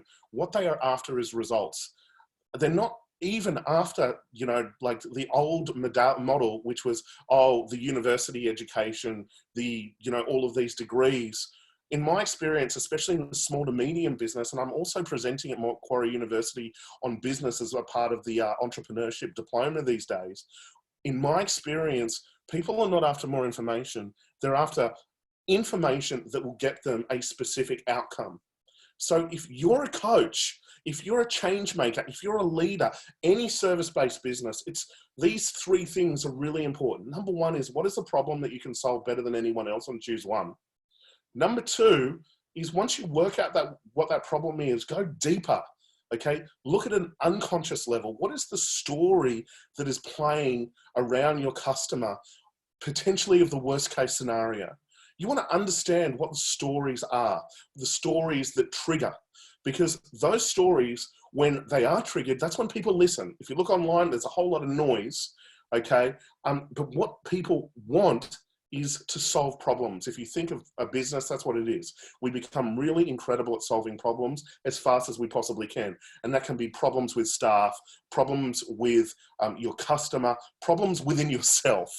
And so the faster we're able to solve these problems, the more successful that we're going to become. So if you look at what's happening in the world at the moment, again, there are new problems that are emerging right now. Some of the problems is a lack of certainty around health. There's mindset problems around stress and anxiety, and there are also problems around income. Like, there's such a degree of uncertainty in the job market, especially at the moment. But again, you can see this has been happening over the last 10 years. We've got technology at a point where it is rapidly replacing roles. This is a mass extinction that's happening. And so people need to upskill. Okay, and unfortunately, often it's not the university structure that is going to work, because a lot of it is outdated. Not all of it, but a lot of it is outdated. So we're seeing a trend at the moment that is happening to shorter courses that are based on results. So if you're sitting here and maybe your job is very uncertain at the moment, that's an indication that you're putting certainty on another structure. What's required for you and your family right now is to take a leadership position and go, okay, I'm going to work on myself. I'm going to transition from wounded state, because if I'm in wounded state, you're going to have the mantra, I don't know, or I don't know what to do, or whatever it is. That's just telling your wounded self. We need to get you to best version. Okay, and then we need to transition you to a mission. And how we do that is by doing the work, not doing it solo, by getting a team of coaches, a team of mentors to support you and to help you shift. Okay, then we need to look at, well, what are the wounds that I've overcome in my life? Because if you look at the wounds that you've overcome, typically that's what you can help other people do. And it's okay if you can't see this stuff, because you won't see it if you're stuck in wounded self. But I'm going to help you with some tools to get out of that. And when you get out of it, that's when the creativity comes. Like, most people want creativity up front. It doesn't happen that way. It happens when you're on the journey. And so if you've got some knowledge right now, okay, or if you have a genuine desire to help people, to make a difference, there is a rise of virtual coaching right now.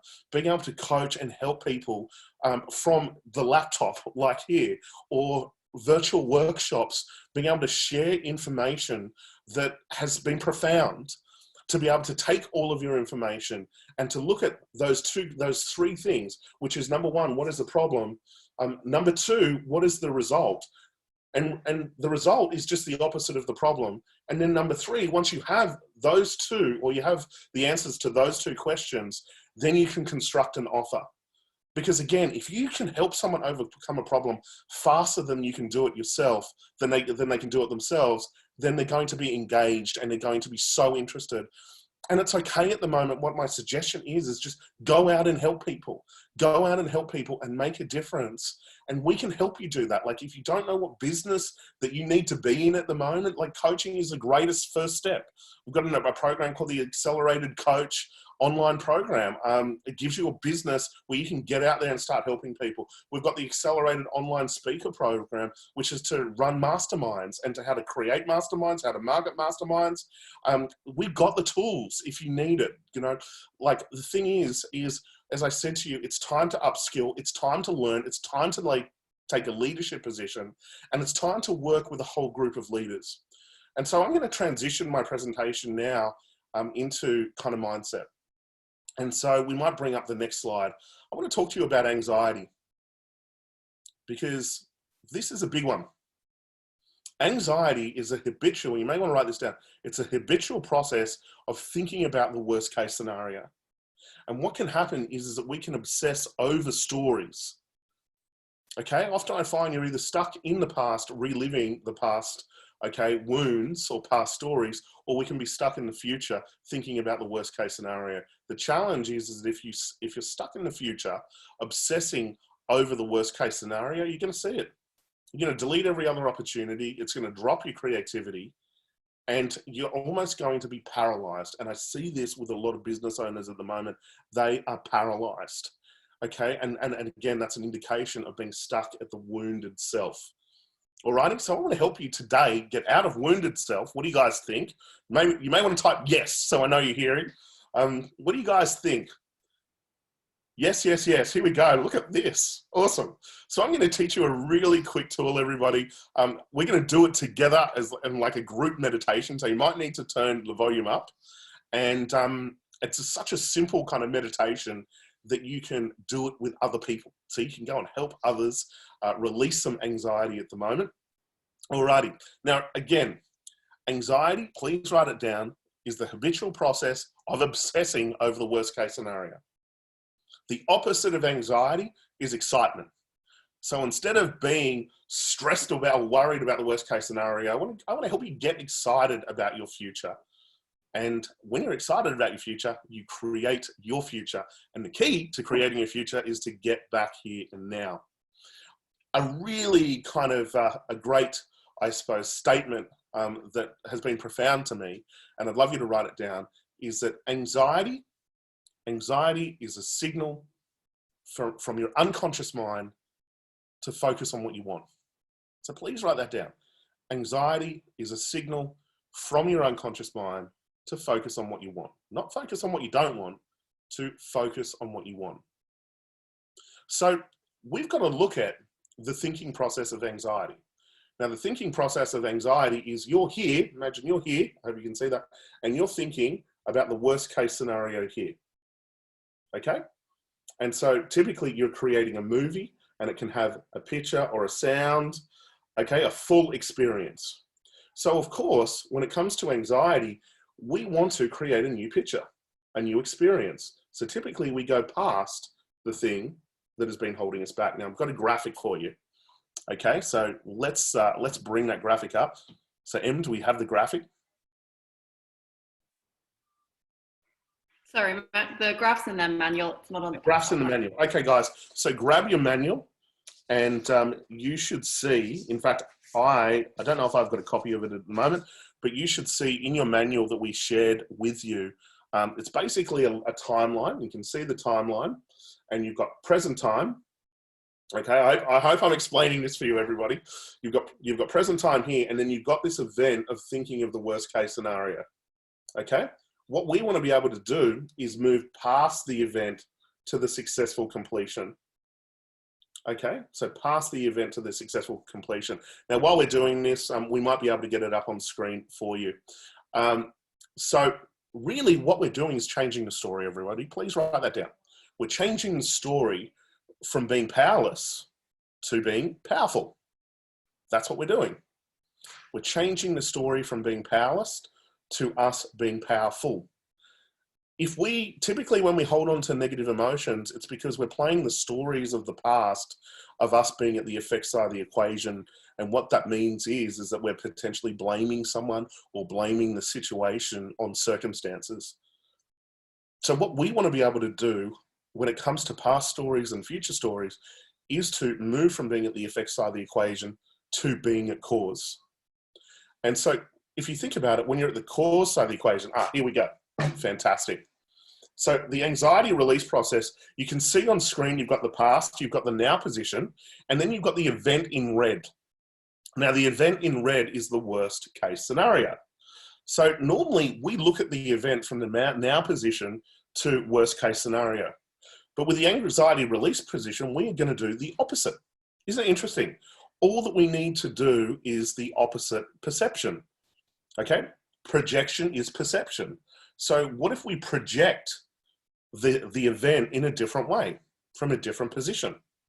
And so that's exactly what we're going to do. So you can see, we're going to do a visualization process, and it's okay if you don't see pictures, everybody, it will work.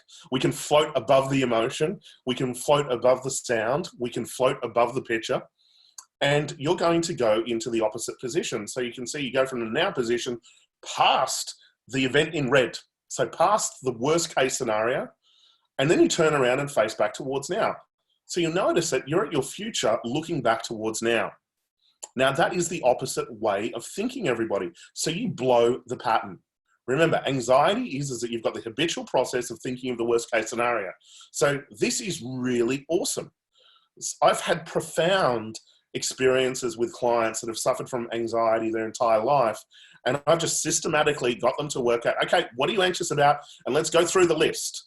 And let's just change the thinking process so that you start to think about what you want or think about the successful completion versus thinking about the worst case scenario.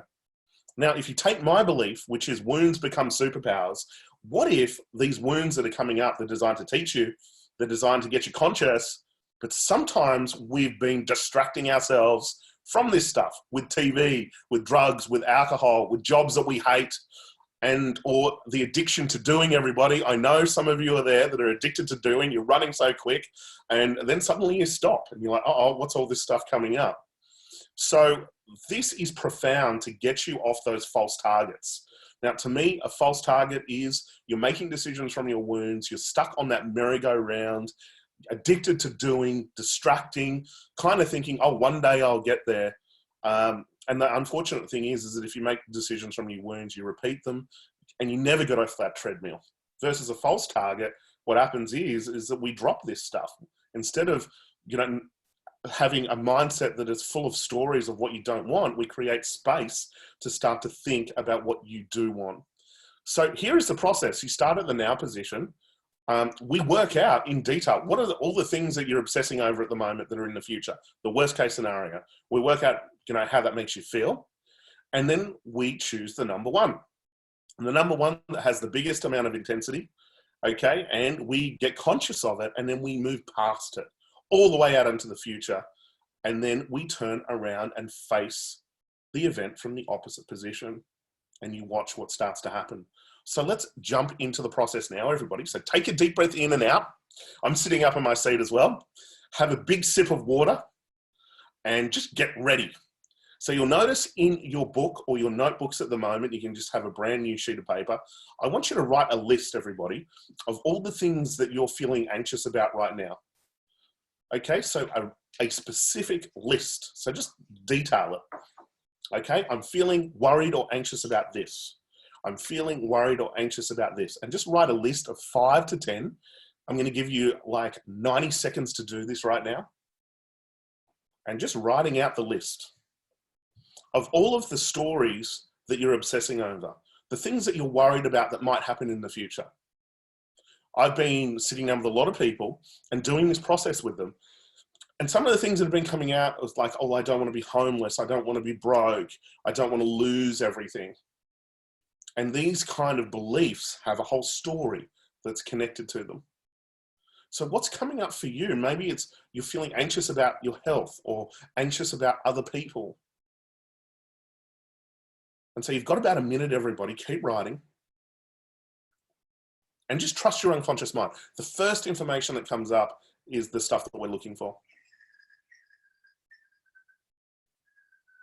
And so you're writing a list of 5 to 10.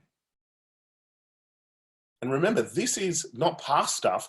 This is stuff that's in the future. Stuff that you're worried about in the future that hasn't happened yet. And maybe you've been obsessing over this. And so you're writing a list 5 to 10. And then next to each one that you put on the list, I want you to write down, well, what's the emotion next to it? So just write 1 or 2 words. Is it fear? Is it anxiety? What is it? What's the emotion that's coming up? And so you've got a list of 5 to 10, then you're going back through the list and going, well, okay, what emotion is this? And 1 to 2 words describing that emotion.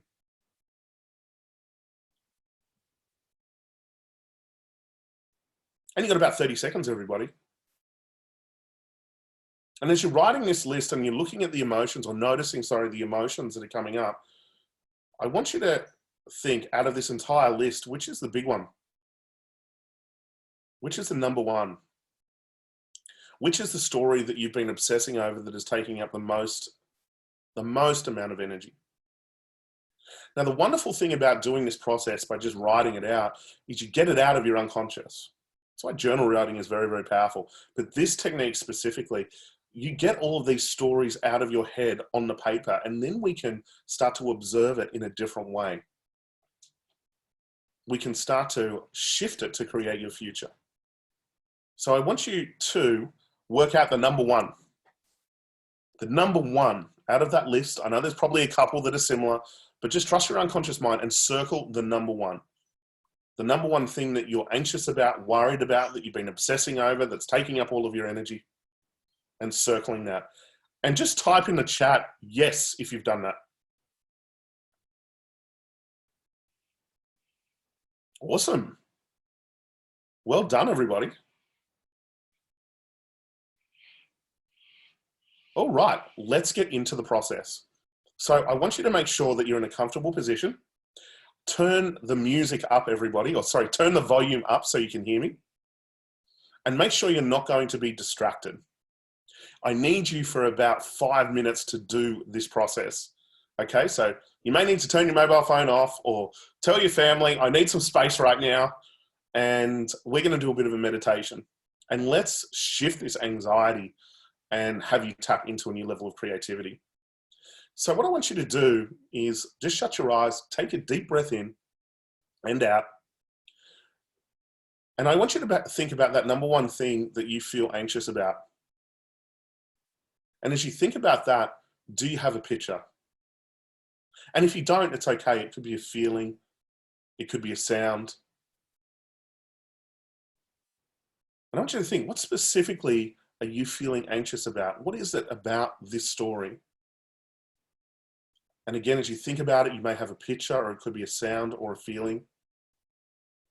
I want you to think in the future, when do you think this is going to happen? Is it 6 months in the future? Is it 3 months in the future, a week in the future, a year in the future?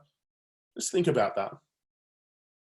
And as you get that picture, you may want to see yourself in the picture, or notice the feeling or the sound, and notice when you think it's going to happen. And I want you to imagine now, actively imagine just floating out of your body and floating really, really high. And I want you to float out into the future. And as you float out into the future, I want you to go all the way out into the future. And I want you to pass this event and move past this event and actually notice it.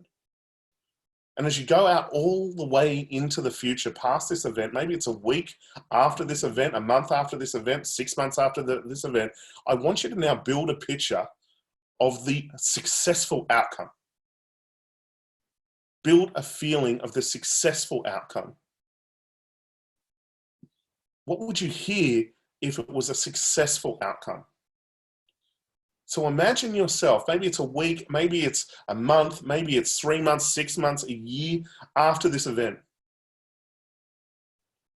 And now what I want you to do is you see yourself, hear yourself, feel yourself in that experience, a successful completion of it. I want you to turn around and face back towards now. And so as you turn back towards now, you can see your journey. And then you may notice this kind of thing you're anxious about. What if it was there to teach you something? What if you were there to learn about this wound? What if you were here to unlock the opposite energy, which is this thing is designed to grow you, to shift your consciousness, to have you move to creativity. Like the opposite of fear is certainty and courage. The opposite of anxiety is excitement. And so what if this was to help grow you? What if this whole experience is about you becoming a leader right now? And what if all of this stuff, this thinking, is preparing you? And I want you to just see the entire journey and notice the entire journey of you shifting and growing, of you starting to create a bigger picture, of you realizing that maybe it's time to take a leadership position. And instead of running away from the wounds, you're facing them. And notice the successful completion now of who you've become, the leader that you've become. And because maybe you've got conscious, you've decided to work on this stuff. You've started to face it. You've worked with a team, a tribe of mentors, and you've shifted. And as you look back towards now and you notice your journey, just check, is the anxiety there or has it dropped? You may find that it has dropped. I want you to take a deep breath in and come back to now, everybody. And as you come back to now, just imagine the smell of popcorn as it wakes you up right now. So take a deep breath in and out. I want you to stand up, shake it all out, everybody.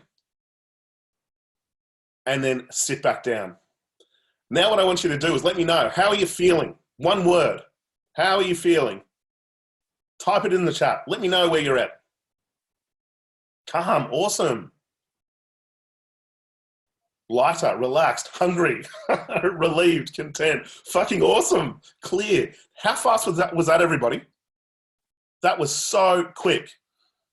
Now, I have this recording for you guys as well. It's part of our elite leaders stuff that we'll talk about. But how powerful is that?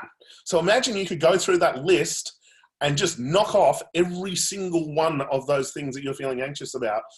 Because what happens is that when you get rid of that anxiety, you feel peace because you come back to now. The now position is where you feel peace. But then what happens is that we start to tap into a new level of creativity. So next thing that we're going to do is we're going to set a breakout goal. And this is what I do with my troublemakers. So you'll see on the page next to you, we've got to start to, work out. We're going to use these situations to create everybody. So the breakout goal has a number of different components. The breakout is like a breakout in you. What is a breakout in you in terms of leadership at the moment? Okay, so think of the next 6 months. I've set the next 6 months because it gives us a good little time frame at the moment. Now, breakout to me is like when it comes on a personal development level, it's when you break your own rules, your own limitations. It's like you make trouble everybody. And this is what I say to our troublemakers, create a disruption to create an eruption of opportunities. So the breakout is like, okay, there's all of this stuff that's happening at the moment. In the past, maybe you're stuck in wounded state, paralyzed, or whatever it is, avoiding, running away. But what if you're like, nah, I'm going to break out of those patterns. I'm going to break out and I'm going to get access to the opposite polarity. So what's the opposite of anger? It's like peace. What's the opposite of sadness? Is happiness. The opposite of hurt is kind of love and acceptance. The opposite of guilt is that self-worth, the ability to receive love, the ability to receive wealth. The opposite of fear is that certainty, that courage. Okay, and the opposite of anxiety, as we said before, is that excitement.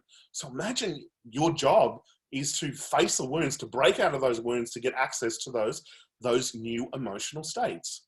So what do you need to break out of to be the best leader that you can be in the next 6 months? And I want you to write it down. So this is like imagining who are you becoming? And that's what I did. I was like running excellence now, NLP practitioner training, and I had this incredible dream that I was like, everything I've learned is for this moment. What I need to do is I need to build a tribe.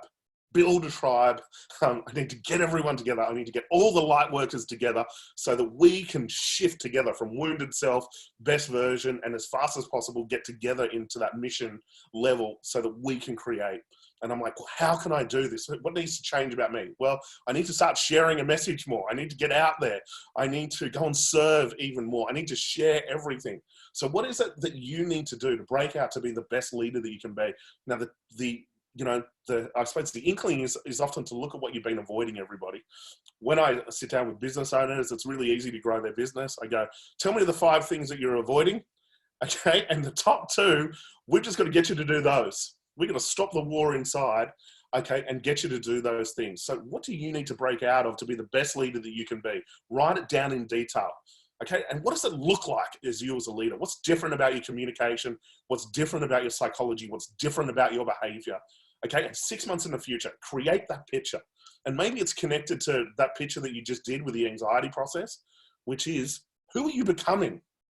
The next one is this. When we change the internal, what we're going to see is the external starts to reflect that. So you've shifted inside.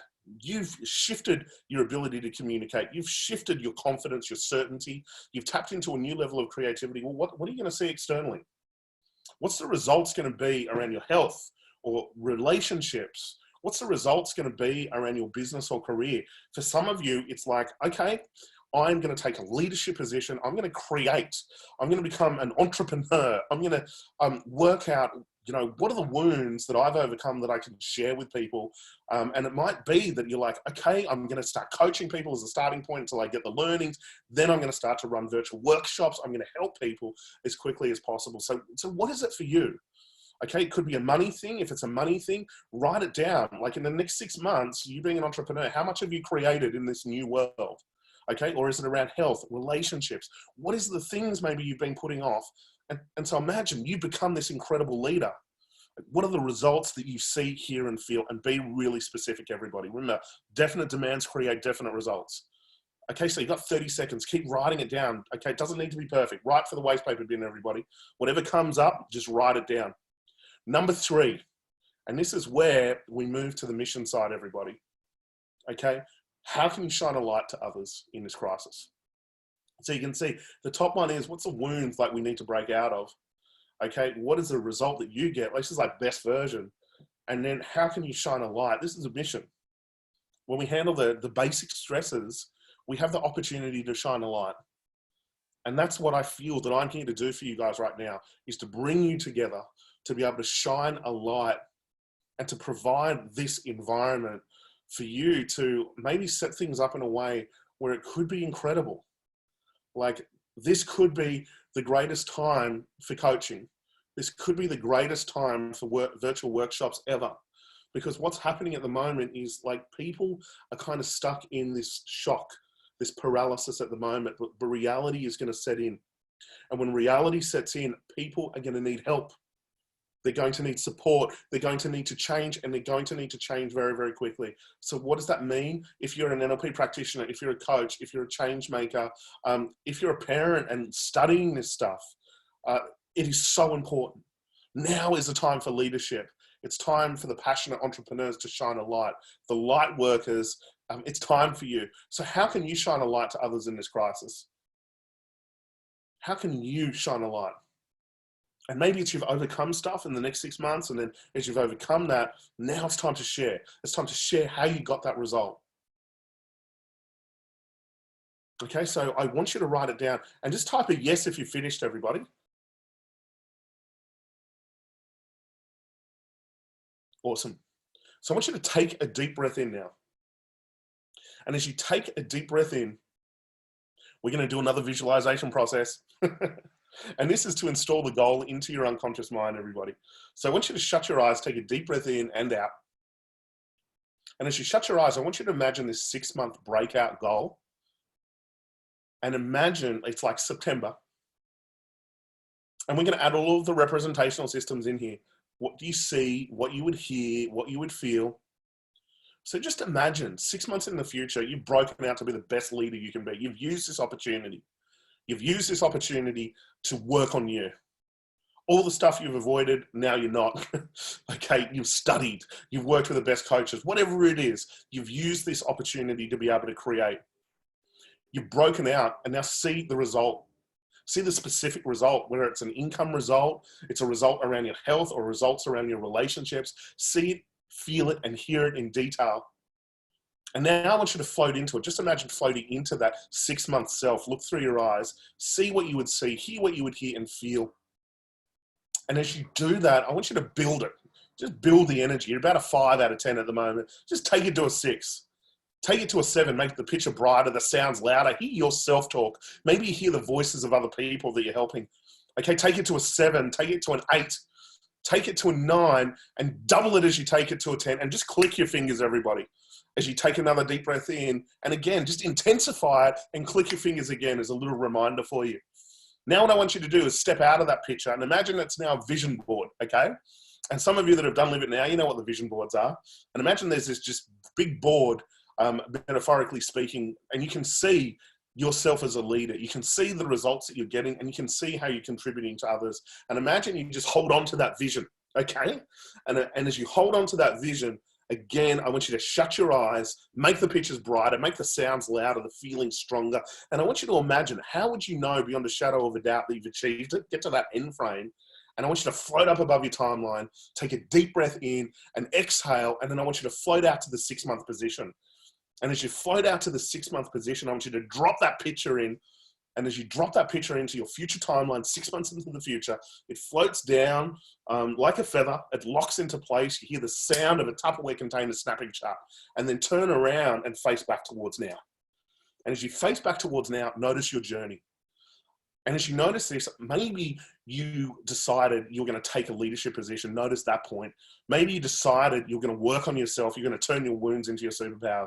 Maybe you decided, right, I'm going to get a team. I'm going to find a tribe of mentors. I'm going to hang out with them weekly. And notice you just started to create. You started to just get out there and serve. And that's the first phase. You just went out and helped. You made a difference. You connected with people. And then suddenly it starts to evolve, and you start to evolve. And so take a deep breath in. Notice the journey as you come back to now. And as you come back to now, take a deep breath in and out and click your fingers, everybody. And as you click your fingers, that's a useful little anchor that I've given you right now to remind you of this 6-month breakout goal. So if ever you're kind of stuck in that uncertainty or anxiety, all you've got to do is click your fingers and suddenly you'll get reconnected back to that breakout goal. So typing in the chat, everybody, how are you feeling? One word right now. Fireworks. Love it, Lucy. Excited, Adriana. Wonderful, energized, confident, motivated, amazing, calmer, excited. So now I want to share with you what we just did. Notice we got rid of the anxiety, and then everyone said, now I'm feeling peaceful, calmer, okay, more neutral, relaxed. But now notice the responses here. People are feeling motivated, ready to go, excited, creative, exhilarated. So these are new emotions. Remember I said the opposite of anxiety, everybody, is excited, okay? And look at what we've got here. You're tapping into a new level of creativity right now. So what I want to do is just share with you just quickly some things that we have for you. And then I'm going to bring up my amazing mentor, Mr. Michael Adamides. Can you believe I did a training with Michael almost 20 years ago? And my mum and I were in that course, and you know, like I was a little shit growing up, and I put my mum through quite a bit. I was a troublemaker. And we didn't have the greatest relationship back then. And Michael did this training. It was incredible. And there was a Gestalt process where you had to talk to the parent where you had an issue with, and like imagine your parent was there. And so there's 50 people in this room, and there was like this, you had to draw it out of a hat. And my mum's there, I'm there, and we're not on the best of terms at that point. And of course, out of 50 people, when it came to talking to your mother, I pulled out my mum out of 50 people. So I'm in Michael's course, I'm looking at my mum in the eyes going, I hate you because of this and this and this. And it was profound. It was actually a profound experience. And we became like best friends after that experience. And that's what Michael is able to help people do, is to be able to shift those wounds at an energetic, at a spiritual level, and really connect you with your soul. And so Michael is coming up, everybody. But before that, I just want to share with you some next steps. And so you guys know me. I think you know what I stand for, what I've wanted to do in this industry. I've wanted to create a company that stands for integrity, that stands for really helping people, and actually helping people, not by just motivating you and then letting you go. That's why, you know, I have lifetime resets on our courses, because I know you can't just get it like straight away. It's why I run Live It Now. That is a very, very expensive training. And a lot of business coaches say to me, it's commercial suicide, but I keep doing it. I keep showing up, and I keep making a difference, because it's the information I need to hear. I haven't got it all handled, everybody. And so it reminds me every time we run Live It Now, I'm like, yep, I need to be doing that. But it also, my dad lives on. My dad lives on. His story lives on. And his story has helped change the lives of so many people.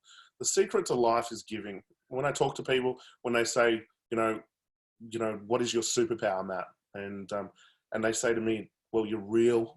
You create a really safe environment for people. You genuinely want to help people. And I hope that comes across. I really, really hope that comes across. I wanted to disrupt this industry. I wanted to do the opposite. I wanted to create something that you know was special. And I hope you guys feel that. I've put together a bit of a program at the moment, and I know that, you know, there's so much uncertainty in the world at the moment. And for a lot of people that I've been speaking to, I've asked this question, like, when you look in the mirror, like, how do you feel? Do you feel that that you're where you want to be? Do you wish that you were more prepared? And for a lot of people, they're saying, oh my God, I wish I did this. I wish I had this in place. I wish I'd organized this, or I wished I'd launched that business and I'd worked on my cash flow. I wish I was in a safer position that I could help other people. And so from all of the people that I've been connecting to, I've decided to put together something that I think is incredible. I've decided to bring in my leaders, the people that work with me, together, the light workers, and to come together and shine a light in this time. And these are people that are really incredible. And a lot of the mentors are here on this call, which is Michael Adamides, Miranda, my mum, obviously me. But there are other mentors that I have that are incredible in business, that have hit a billionaire level, and they've done it through creativity, typically through crises. People that are incredible when it comes to wealth, people that are incredible that when it comes to exercise. One guy, Ben, who runs our Ultimate Life Recharge, I'm convincing him at the moment to come along and teach everyone his subtle six. So I'm not sure if Ben's on the call at the moment, but if he is, I'm going to make sure that he's going to be part of it. But we want you to spend the next 90 days to be able to become the best version of you. We want you to be able to spend some time with people that are at the mission phase and really shift. And so the objective is in the next 90 days that we can support you to shift from wounded state to best version and set things up for you to be able to shine a light and play a mission. And this is what a lot of my clients have been coming to me and saying, how do we spend more time with you? That's what I did when it came to my business back in 2008. I called my coaches. I'm like, no, I need to see you weekly. I need to work on myself even more. I need to double down. And see, the thing about it also is at the moment, guys, now is the time to be investing and spending. A lot of stuff is on wholesale at the moment, but we also need to keep the economy moving at the moment. So the worst thing that we can be doing is paralyzed and isolating ourselves. So we put together what we call the Elite Leaders Mastermind Group. It's a 90-day program, and we catch up weekly on a Tuesday. You have me facilitating it, and then you have my mentors coming in. And so imagine that, having an injection of me and my team every single week, talking to people that are playing an incredible game and really getting their blueprint. One of the things that I love about mastermind groups is the return on time is unbelievable, because when you're learning from someone that is getting results, you fast track it. It saves you years, 10 years. And so imagine being around people on all of those areas, around mindset, around health, around wealth, around entrepreneurialism, all of these things. And I think the most important thing is that we all come together as a group. And that's a wonderful thing about masterminds as well, is the people that you meet are unbelievable. They become lifelong friends. You share resources. You give your best bits of information, because that's how we set it up. And then you can rapidly move through this crisis in a way that is very, very exciting. On top of that, of the weekly sessions, I decided, right, I'm going to put together a 90-day coaching package where our master coaches can get in there and release any anxiety or wounds that are coming up, can help you get a specific breakout plan, to plan it, to hold you accountable. So imagine that. You've got me every week, my mentors, you've got one-on-one coaching, and then what we've included in this is what's called the Immunity Booster Program. And this is an immunity package where you get an immunity check-in with my mum. You get these incredibly powerful herbs. They're 10 times stronger than what you can get off the shelf. Plus, we put together a meal plan. So imagine that. You've got the immunity booster supplementation, plus you've got this incredible meal plan. Now, imagine what that is going to do for your immune system, your energy, but not only just you, also your family. And this is what we need leaders to be able to do. We need to get you right. We need to boost your immunity, and so that you can shine a light for other people. I've also put together a hypnosis mindset package. A lot of people are not sleeping at the moment that I've been talking to. So I've created a deep sleep meditation that is going to get you into the alpha delta phases of the sleep. Sleep is so important when it comes to healing the body. A lot of chronic illnesses are now connected to a lack of sleep. So we want to help you be able to get into those deeper levels of sleep. But also I've put together a healing anxiety meditation, so that it really gets your unconscious mind to start working on your immunity, to releasing any stresses that are coming up, and to really condition that mindset of focusing on what you want. So imagine you started to listen to this stuff every day. Imagine you're taking your herbs morning and night. You've shifted your diet plan. Imagine you're catching up with me weekly, with my health experts, my entrepreneurs, the people that are playing the biggest game in this country. You've got your one-on-one coaching package. Imagine that. This is going to help you not just survive this experience, it's going to help you thrive. Now, I've put together this package, and again, you know, I know times are tough, and we put this together in a way that we just want to help everyone. And so if you can afford like $20 a week, you can do this package, everybody. How amazing is that? If you're in a situation where you're in significant challenge right now, we have got partial scholarships and in some cases, full scholarships. We are here to help everybody. We want to get you through this. This is a program that I think, you know, investing a little bit will have you commit. But I think this and this program and my team, like if you do this, it's going to be pretty incredible for you guys. So in order to get access to this, what you need to do is go to this link, and we'll bring it up on the screen now. And that is the Troublemakers Consulting. So I know some of you are troublemakers on this call. So it's the troublemakersconsulting.com elite leaders. Now, if you go to this link, and you can do it now if you want to, there is an application form. So you don't have to put any money down or anything like that. There is an application form. We want you to fill out that application form, and we want to see if you're the right fit for this, because we want light workers in this. We want leaders, and we want to help you transition from wounded self to best version, and to really tap into that mission. So if you look at the application form here, you're going to put your first name, your last name, your email address, your phone number, your biggest challenge right now. What is your breakout goal that you set in this training? We want to hear what your breakout goal is, and why should we pick you to join the Elite Mastermind group? So if you're going through a challenge in there, put the challenge in there. If you need help, write as much information as you possibly can. The link is, Maria, the link is on your manual, should be on your manual on almost every page. But the link, we'll go back to the link right now. And the link is the Troublemakers, everybody, the Troublemakers Consulting.com elite leaders. And so fill out that form if you're interested in. We'll have a chat with you. We'll give you all of the details. What do you think about this? On the chat, let me know what you think. Are you excited about this? I'm really excited about it. I've set it up in a way that everyone can do it. Everyone can get the support, and we can move together to get through this. So I'm words of affirmation, everybody. Please tell me what you think. Awesome, amazing. Okay, one person thinks it's amazing. Excited to start, Alison. Thank you. Thank you. Great. Miranda, love it. Awesome. Well, thank you very much, everybody. That was my little pitch, or the opportunity that we've put together for you to get through this. And I think if you take advantage of this, and especially if you grab my mum's immunity booster program, it's really going to get you through this. Unfortunately, we don't have a massive supply of it.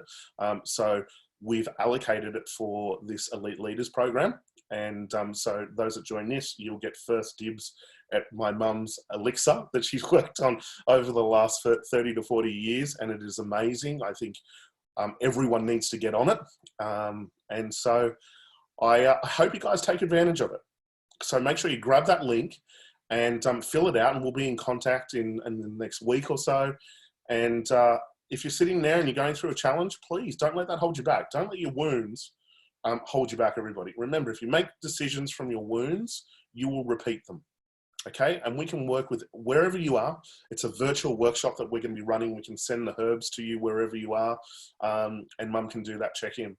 So anyway, that is the opportunity that I wanted to share with everybody. And I really hope you do. So now, without further ado, I've probably taken up too much time here at the moment, but I am going to bring up a crisis plan for you. I was about to introduce Michael, but no, we need to do the crisis plan, everybody. So let's do that first. So a new page in your book. Now, what I want you to do is reconnect to the goal, everybody. So think of that breakout goal, the next 6 months, who you're going to become. Click your fingers to get back there, the anchor that we created. And we're going to do a bit of a crisis plan. And this is what I've been doing with a lot of my troublemakers, a lot of my clients at the moment, is a crisis plan. And I always expect the best, but sometimes we've got a plan for some challenges, and we want to get you started on a bit of a crisis plan. So if you open up your books or a new sheet in your notepad, let's begin, everybody. So next page.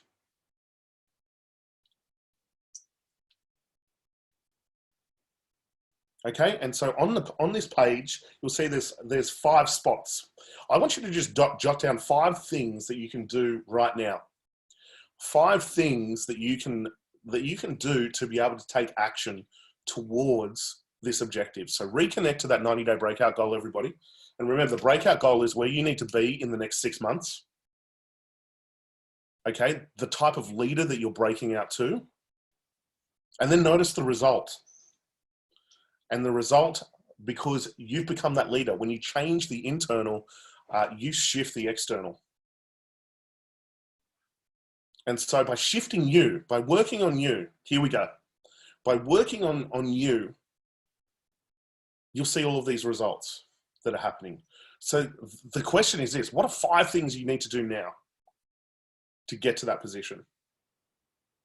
Do you need to work on your mindset? Do you need to get out of wounded self as fast as possible, build certainty inside, tap into a new level of creativity? Okay, do you need to work with a team? Do you need to limit your exposure to wounded people at the moment? And that might be turning off the news and, you know, still watch the news, but maybe limiting your exposure to it, limiting your exposure to people that are stuck in their wounds unless they're willing to work on it. Do you need to surround yourself with a tribe of leaders, everybody? That's the key. That's what fast tracks you to the mission level, is when you surround yourself with people that are playing the mission level. Do you need to work out a detailed plan? Like if you're a business owner at the moment, we need to chat with you. You need a crisis plan. You need to expect the best, absolutely, and obsess over opportunities. But at the same time, you've got to be realistic. You've got to have a crisis plan. You've got to have milestones at the moment that if you hit these certain markers, you make this decision. The big problem with a lot of business owners is that they avoid making decisions, or they hold on to things, hold on to potentially people, or they hold on to things that are not working for too long. So you've got to have a plan, and you need to be held accountable to that plan. So this is where getting coaching and a support system like that is crucially important. And what's really important, if you are looking at getting coaches or mentors at the moment, they can't be emotionally involved, everybody. Like, it can't be your boss, it can't be your best friend, it can't be your mum, it can't be your dad. You need to have someone that is objective. It needs to be a professional arrangement as well, because that will give you the leverage to shift. Do you need to use this opportunity to upskill everybody? Is this your time to learn? Is this your time to look at the things that you're avoiding and actually do those? Is this the time where you got your health right? Is this the time where you improve your relationships? And that's a wonderful thing. We're kind of stuck indoors. It gives us an opportunity to connect with our loved ones. And I think that's a gift of this, is it's getting us off the material and into the things that matter most. What else do you need to do? The top 5 things that you need to do right now. What's really important is when you set a breakout goal, you install it into your unconscious mind, you got to do stuff immediately. So what I want you to do is, a couple of people, I want you to write in the chat, what's the number 1 thing you're going to do today? So I want to hear from you guys. What's the number 1 thing you are going to do today? Be positive. Awesome. Now, Jeff, when it comes to being positive, you need a strategy, okay? Get to the gym, a detailed plan. Awesome. Suzanne, stop procrastinating. What's the opposite of procrastinating? So what are you actually going to do? If you focus on procrastination, then that's what you'll experience. Commit. Awesome. The first pillar of change that we share with you at Live It Now is commit. And that's what this is forcing people to do is like commit, to show up. No exits. For some of you, yeah, it's building that side hustle, everybody. Okay? Upskilling, learning. What if this is the greatest opportunity? I believe it. This is the greatest opportunity for coaches right now. There is a cycle that happens. It's like a 10 to 12 year cycle. And it's like you have the property experts that are sharing their stuff, then the trading experts, and you see them presenting everywhere. And then you have the entrepreneurs pop up, and it's all about, the entrepreneurial consulting and all that type of stuff. And that's what's been happening now. What happens is typically a crisis. Then everyone turns to NLP. Everyone turns to coaching. So there is a wave coming, everybody. If you're a coach, if you're an NLP practitioner, if you're a consultant that can help people actually get results, there's a wave coming. We need light workers at the moment, and this is what this is about. So again, if you're interested in our leaders, make sure you grab the opportunity, okay? Do the application process. We'll see if you're a fit. We also have new versions of our accelerated coach program, our accelerated speaker program. We've wiped the price off that stuff as well. So if you're interested in that, please let us know. But what I'd like to do right now is say thank you so much for listening to me. I'm going to bring up Michael Adamides now. And as I said to you, Michael Adamides, to me, is like the Eckhart Tolle of Australia. He has had over 40 years experience doing this stuff. Look at him, he just glows. Okay, I was calling him Yoda just before. He's like my Yoda. So please welcome the master of inner peace, Mr. Michael Adamides. Give him a big round of applause, everybody. And thank you so much for listening to me. I hope you got something out of it.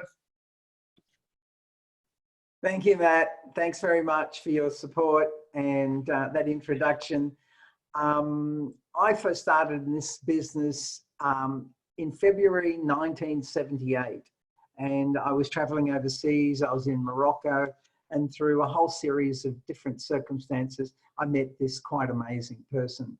And he changed my perception of who I am and what the world is and how I work and sit in that world. And I came back from Morocco to Australia and completely changed my life, to the shock of my parents. And it's now been a continuation of that experience. And so what I want to share with you today is what I've learned about the mind and what I've learned about the breath. And these are two very profound things, because we are in a time of great challenge. A challenge is both a stress and an opportunity. And we can rise to that challenge and make it, you know, something fantastic and fabulous. And this is what us as a team are doing here now, changing the way we present and the way we deliver information to going online. And it's exciting, it's wonderful. This thing that's occurring is, I believe, an evolutionary jump. It's actually a very positive thing. It's been talked about for some considerable time, and it's part of the evolution of humanity. Humanity has evolved primarily as a physical entity, and now we're evolving as a conscious entity. And probably one of the best explanations of the evolution of humanity as a conscious entity is this book that I'm recommending. It's called Spontaneous Evolution, and it's by Bruce Lipton and Steve Bhaerman. And I highly recommend, if you have the opportunity, to purchase the book and have a read. Bruce Lipton is a research biologist. He's presenting his findings from a very scientific perspective. It's something that's been based on his research. On one occasion, he was looking down a microscope and realized that the cell is a discrete entity. And he had this flash of insight, and that the mind actually controls your physiology from a scientific perspective. And he has the science to back it up. So it's a very inspiring book. It's also in an audio book form, so you could always look at that. But I want to just change the pace, and I want to start with a little bit about the breathing. So if you can sit upright for a moment and take in a deep breath and hold it, and take in a little bit more of a breath and hold it, and take in a little bit more and hold it. Now let it out. And as you let it out, hold it, stop, and just let out a little bit more. Now take in another deep breath. Hold it, take in a bit more. Hold it, take in a bit more. And now exhale.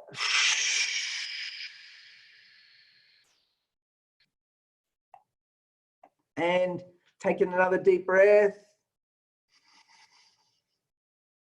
Hold it, hold it. And then exhale with a sigh.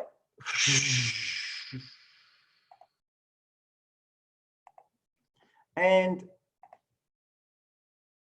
what I want to talk to you about is that's the 5 calming breaths, which I'm going to do later. This was just a cleansing breath. This is just the breath for cleansing the how you feel and bringing you into present time. For the remainder of my talk, if you're able to, I'd recommend only breathing through your nose. And I will explain this in great detail in a moment, but just breathe through your nose and listen. The next bit is about the nature of the mind. And there are 4 characteristics of the mind. And the first characteristic is that the mind doesn't exist as an entity. Only thoughts exist. Now, when I talk about the mind, I'm actually talking about the ego and the personality. I'm talking about how you have been conditioned. It's this conditioned part of you that you've inherited. And this conditioned, inherited part of you has a long history to it. And I believe that 95% of your mind, your personality, your ego was in place before you were conceived, not before you were born, before you were conceived. And this mind is something that you've inherited. It's not something that you created. Probably a very small part, less than 5%, is to do with what actually occurred during this lifetime. The majority of this mind existed prior to you coming into this life. And the mind doesn't exist as an entity. There is no such thing as a mind. The mind is only a collection of thoughts. If you were thinking of the mind, it is like thinking of a crowd. A crowd really is describing the relationship between people. There are individual people, and you might call those individual people, when they come together, a crowd. But in reality, there is no such thing as a crowd. There only exists individual thoughts. So this is a very significant idea. You know, your mind, your ego, your personality, your conditioning fundamentally is just a collection of thoughts. Change the thought, take hold of the thought, and that ego mind ceases to exist for that moment, and its effect on you is significantly reduced. The second aspect of the mind is that thoughts exist separate from you. So that means you are not your thoughts. You have the capacity to observe those thoughts. Your thoughts are something foreign to you. And there is you and then your thoughts. A way in which it's described in traditional literature is that we say who you are is the sky. You are blue sky. And the thoughts are the clouds that pass over the sky. And the clouds at times can block the sun. But really, you aren't the clouds. You aren't those thoughts. You are the sky. You are something beyond that. So thoughts exist separate to you. The third thing about the mind, almost no thought is yours. Einstein said many years ago that there are very few people who have an original thought. Most people are regurgitating thoughts that they've taken on. So very little of the thinking is yours. And so it's a question of just realizing that these things are an external influence that's come into you and affecting you. And your thoughts and your mind creates a hypnotic trance. And how can I shift that trance? Firstly, by understanding the mind. The next piece on the thoughts is thoughts have power. Thoughts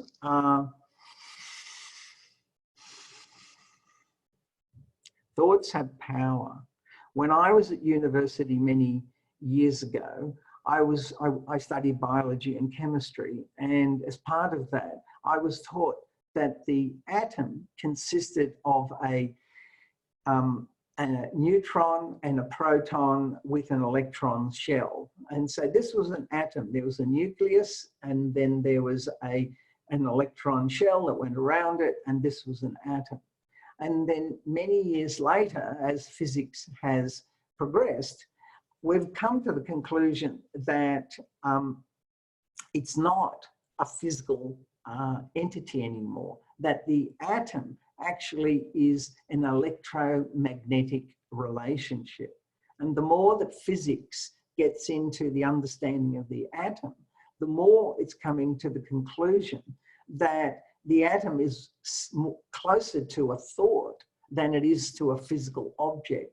It's an electromagnetic relationship, because the observer looking at the atom can actually change what they see and change the effect that the atom has. So thoughts are something that has power, and that there was a few years ago an Israeli presenter, and it was Uri Geller. He appeared on ABC TV in London a number of years ago, and he would have people bring up a fork and hold it in front of the TV screen, and a lot of people would find that the fork could bend in front of them on the TV screen, and he himself on TV could bend the fork. And this is something about mind power. This is something that our mind has power. Our mind has the capacity to create. And so the thoughts that we allow to go out into our life is constantly creating an effect. And we have to be careful that the effect is focused. Most people's effect, most people's thoughts are programmed, that you have a stimulus and then you think of something. And what we're looking to do is stop that random explosion of thinking, stop that chaotic and often contradictory thinking. Yes, I want this. Yes, I'm okay. I can do this. And then something else comes into the mind and says, I'm not sure. I'm afraid. It's too difficult. I can't do it. And so part of the process of finding inner peace, to be in this place of centeredness, to be at the point of greatest power, is to harness your mind, to harness the thoughts, to see yourself as a separate entity from your thoughts, and to recognize that most of the thoughts that you are experiencing are foreign to you and they've come from somewhere else. And that if these thoughts are allowed to go uncensored, uncontrolled, then the effect will be confusion and the effect will be stagnation. So the ability to go forward and to manifest and create is to harness those thoughts, or if you're able to completely stop the thoughts, have no thoughts, and sit here in this moment and be at peace, be okay with who you are, to be able to be still. So thoughts are significant. They are a self-hypnotic projection. And it's how can I stop myself from being taken over by these thoughts? And if I don't make an effort then the programming that I have been born into will just continue willy-nilly.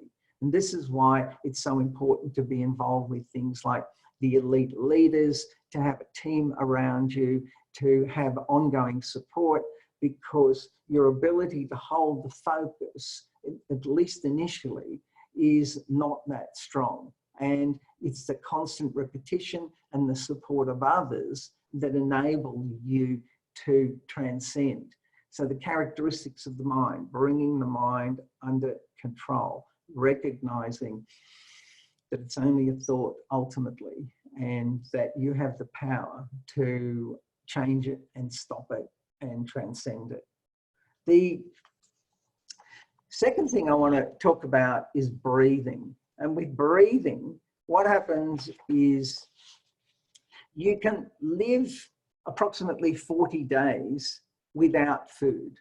You could live 7 days without water, but you could probably only live 10 minutes without breath.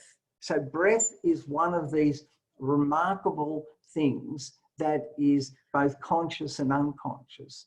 Breath is the connection between the physical and the metaphysical.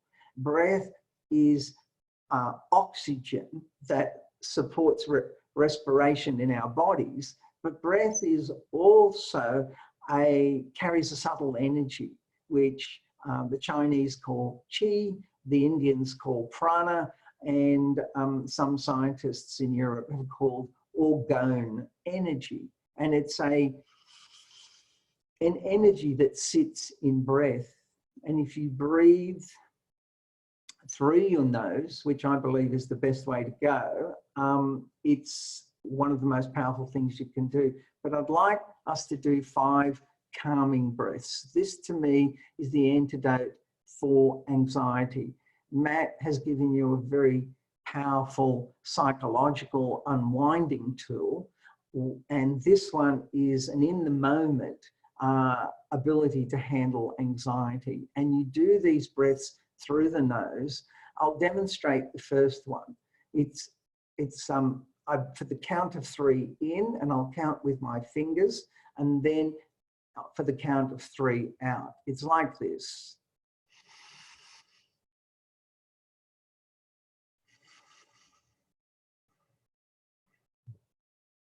So I get a sense of where I'm breathing. I'm breathing into the upper part of my chest, and I'm aware of the pace of my breath. So let's do 5 calming breaths together, and I will count them for you. So starting now, taking a deep breath through the nose. 1, 2, 3, and then exhale. 1, 2, 3. 1 breath. Let's do it again. 1, 2, 3. Feel it into the chest and breathing out. 1, 2, 3. 2 breaths. No counting now. Just feel the breath.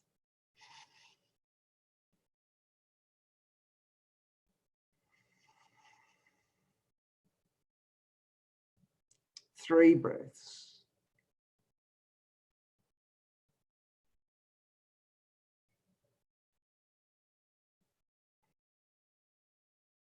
4 breaths.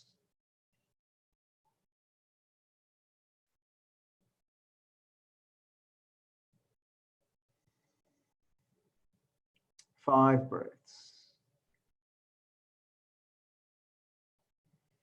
So bring your attention back to the screen.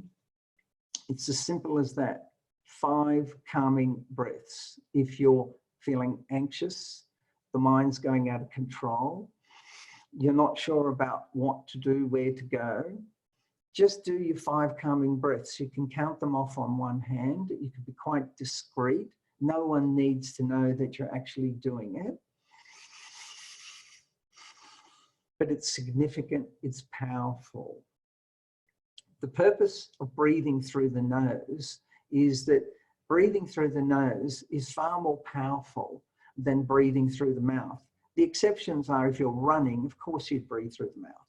If you're doing a specific breath exercise, then you may do that through the mouth. But primarily, you're doing it through the nose. So the first thing with breathing through the nose is it filters the air coming in and out of your body. The second thing with breathing through your nose is that it, see it coming up on the screen, it humidifies the air, so it moistens it, so it doesn't go into the lungs dry. And that enables it's softer and easier on the body.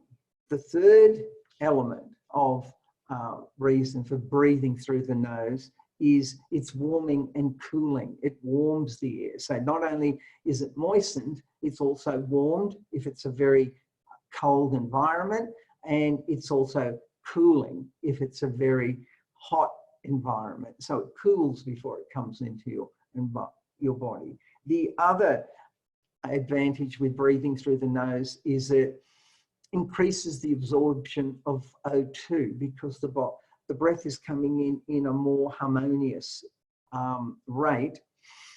And so the cells in the lungs can absorb the oxygen better.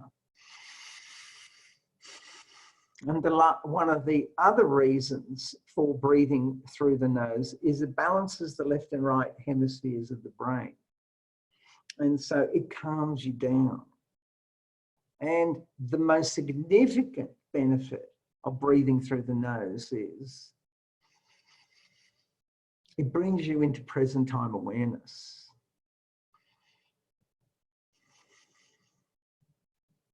This is so simple. This is so easy that you could easily dismiss it. You think, oh, breathing through the nose, I breathe through the nose all the time.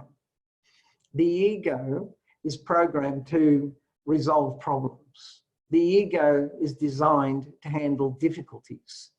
The ego, the mind, the personality is all about complexity.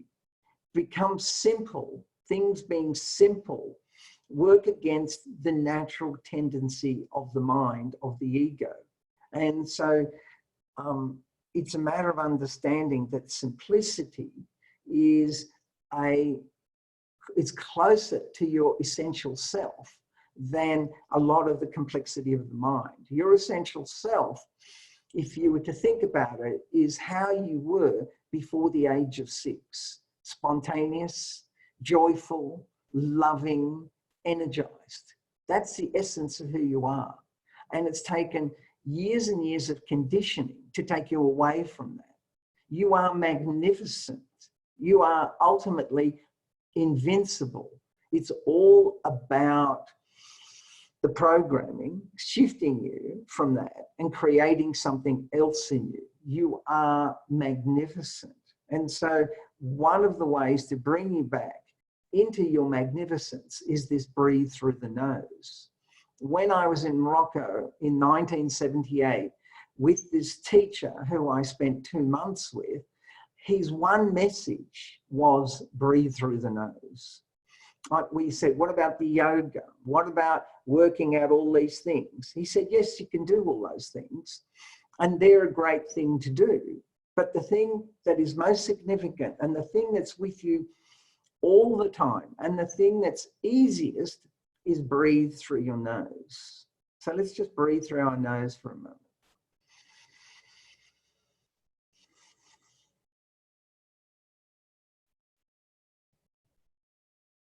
I want you to close your eyes. I want you to focus for 1 minute, this last 1 minute, on the breath coming in through your nose, going out through your nose. Starting now, focusing on the breath, letting go of any thoughts.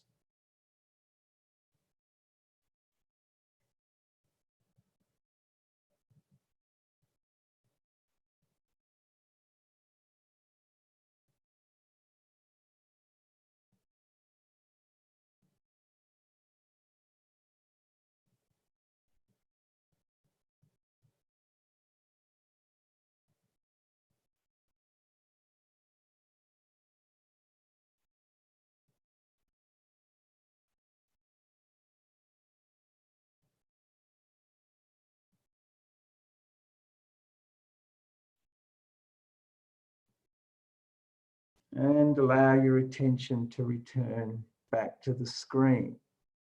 We live in a magnificent, amazing world. There are no problems in the world. The problems all exist in the neurotic mind. The universe is easy. The universe is abundant. We're meant to be successful and abundant. It takes a lot of conditioning to throw us off our path. I highly recommend you get involved with the programs that Matt's presenting. You need a team, you need a support, you need a positive community. This community is inspirational. They're highly energized. They're very compassionate. And it's one of the best groups of people I could imagine to be involved in. So thank you for listening. Thank you for being part of it. And I'm going to introduce you to the magnificent and amazing Miranda,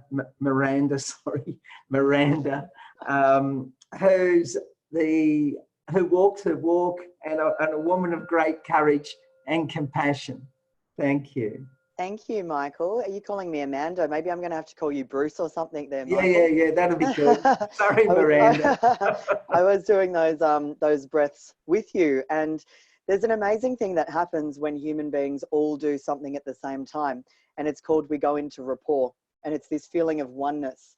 So I truly hope that everyone on this call was doing those breaths with us speakers and with Michael, because the oneness that we're feeling on this call is the oneness that is possible all over the world at the moment. Because if we put to the side, we all know what's going on, but if we chunk up on that, which means go above that, let's look at what the world is doing for the first time. The entire globe is coming together, possibly for the first time ever, with a united mission.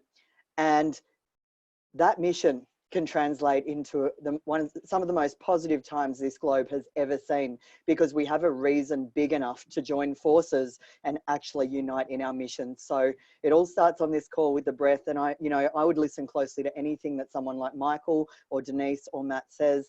It might be something as simple as breathing, but don't underestimate the power of simplicity. Michael's been doing this for 40 years. He's met enlightened masters. He's traveled the desert. He's meditated for days on end. He's fasted for weeks on end. And of all the advice he could give us, breathing is most powerful, so really, really do take note, even though it sounds so simple. Now, what I would love to do is open up the call to a bit of a Q&A. So if all the speakers could turn on their video and take their mute buttons off, unless there's any background noise. What I'd love to encourage the audience to do is to post your very best questions in the chat box right now. And what we're going to do is, just so we can stay on schedule, so that we can have excellence around time management as well as everything else, what we're going to do is each of the speakers are going to pick their favorite question out of the most recent questions we can see in the chat box. We're going to choose one we intuitively feel is going to be most relevant and powerful for the whole audience. And we're going to take turns. You'll get 4 questions, 4 answers total. And then I've got a few final words before we wrap up. So let's have a look at this chat box, shall we? And we'll see which speaker is going to be most appropriate. So have a look, speakers, and we can all just jump in. So I've got one from D, Miranda, and please address it to the speaker if it's relevant. What powerful language can we use to empower ourselves as creators? Tell you what, you'd be forgiven for using a bit of powerful language at the moment, if you know what I mean, but I think we're talking about different powerful language rather than swear words. So the powerful language that I know Dee is looking for is obviously, I'm a master trainer of NLP, and NLP is the study of neuro, which is the mind, linguistics, which is language, and program, which is patterns of behavior. Everything from confidence to nail biting to the food you eat to your immunity. It all comes down to the behaviors that we play out day to day, and they all come from the unconscious mind. But basically, the language portion of that is critical. There's a quote which I love, and that quote is, "Words and language do not describe our world, rather they determine it." Very, very powerful quote. And let me give you a couple of examples. You guys are all walking around at the moment with internal language, known as thinking, and external language known as talking. There's also non-verbal language, which is body language. But let's just look at your thinking and your talking at the moment. We're all thinking and we're all talking. There's no getting off that merry-go-round. Now, when you think and when you talk, it's made up of words. Those words are critical to you either just surviving at the moment, just thriving at the moment, or shining at the moment. So choose them wisely and be aware of swear words in your own thinking vocabulary and your own talking vocabulary. What I would recommend is, instead of using words like crisis, yes, we know what you're talking about there. What I would change the language to, even just internally, would be opportunity. When you talk about, you know what, I'm not even going to give it energy on this call. Let's start changing our language to, there's a major opportunity in the world. It's an opportunity to really get real around health, around income, and around mindset. And I'm doing whatever it takes around this opportunity. Your entire relationship with this scenario and the results that you extract from it will be transformed based on that one shift. So that would be one little nugget that I can give you right now. And the list goes on. Please eliminate words like try. It doesn't exist. Please do use sentences like this will make me rather than this will break me. Please include possibility in your thinking and talking, where you're not saying, well, that's that. You're essentially saying there is an answer. I've just got to figure it out. The answer's coming. It's on the tip of my tongue, even if you don't know it now. Because when you say I don't know, you shut yourself down. So that's a few little nuggets around language. I hope that's valuable. Yes, another question maybe. We'll go for another speaker and another question. Who would like to go next? We've got a few questions here. Michael? I might jump in actually. Go on. Okay. Here we go. How do I address my wounded self if I don't really know the source of it? Leanne, and suggestions for coping with overwhelm. I mean, I could probably answer a lot of these in the one question. So we've got Crystal here as well. Sometimes I feel passionate about something and then all of a sudden I feel a block. Basically, these three questions are, I can answer it with the one education sheet, which is what I shared with you guys before. There's the first three phases of personal transformation. First one is wounded self. The next one is best version. And then the next one, obviously, is mission. When you're at wounded self, what it means is that typically you're stuck in a wound. And that could be anxiety, it could be fear, and or it could be past programming that we picked up from, you know, parents, grandparents, all that type of stuff. That package of fear or guilt that gets passed on through generation after generation. The challenge is that when you increase emotion, you decrease intelligence. So if you imagine a timeline, if you're stuck in the past or you're stuck in the future, you're not actually in present time. And I often use the metaphor of, imagine you're driving a car. Remember those old cars? You used to have the analog radio and you used to turn the dial and there was a whole heap of static. And then suddenly you find a station. And you find that station and there is a clear voice, a download of information, and fundamentally you're connected to all of these other people. And that's what happens when you move to present time. You actually connect in your relationships when you're present. I also believe that when you are in present time, when you're not stuck in the past or anxious about the future, you're in the moment. Some people call this being in the zone. Sports and athletes, they talk about this. The mind switches off, everything slows down, and you tap into a different level of performance. Well, this is what we're talking about. So when it comes to wounded self, imagine that's a whole heap of static. You're not going to get clarity in that spot. So when it comes to leaders, parents, change makers, coaches, you are going to struggle big time if you're in that position when it comes to building your business, okay? Because you'll be triggered. You'll be triggered when it comes to your clients because typically they'll be a reflection of you. Their wounds will trigger your past wounds. And when you increase emotion, you decrease intelligence. That's what we're saying. You won't tap into a new level of creativity. You won't tap into that certainty. The next phase is best version. Now, how you get from wounded self to best version, or what I did, is I realized I couldn't do it by myself. I needed to get a team. See, you can't long be your own therapist. And this is what a lot of people do. They try and be their own therapist and they get stuck in the problem. When you're stuck in the problem, all you see is the problem. Okay? And so that's a real challenge. You want to bring in teams that are outside of the problem. You want to bring in specialists. Why do you think every athlete has a coach? The reason they have a coach is for performance, is to get that 1 to 2%. If you look at the playing field, if they didn't have a team, they would not be able to compete. So we're in a market at the moment where there is a lot of competition, but the competition is kind of fundamentally being wiped out. This is a mass extinction that I've been telling you about. The people that are going to play another level are the ones that get teams.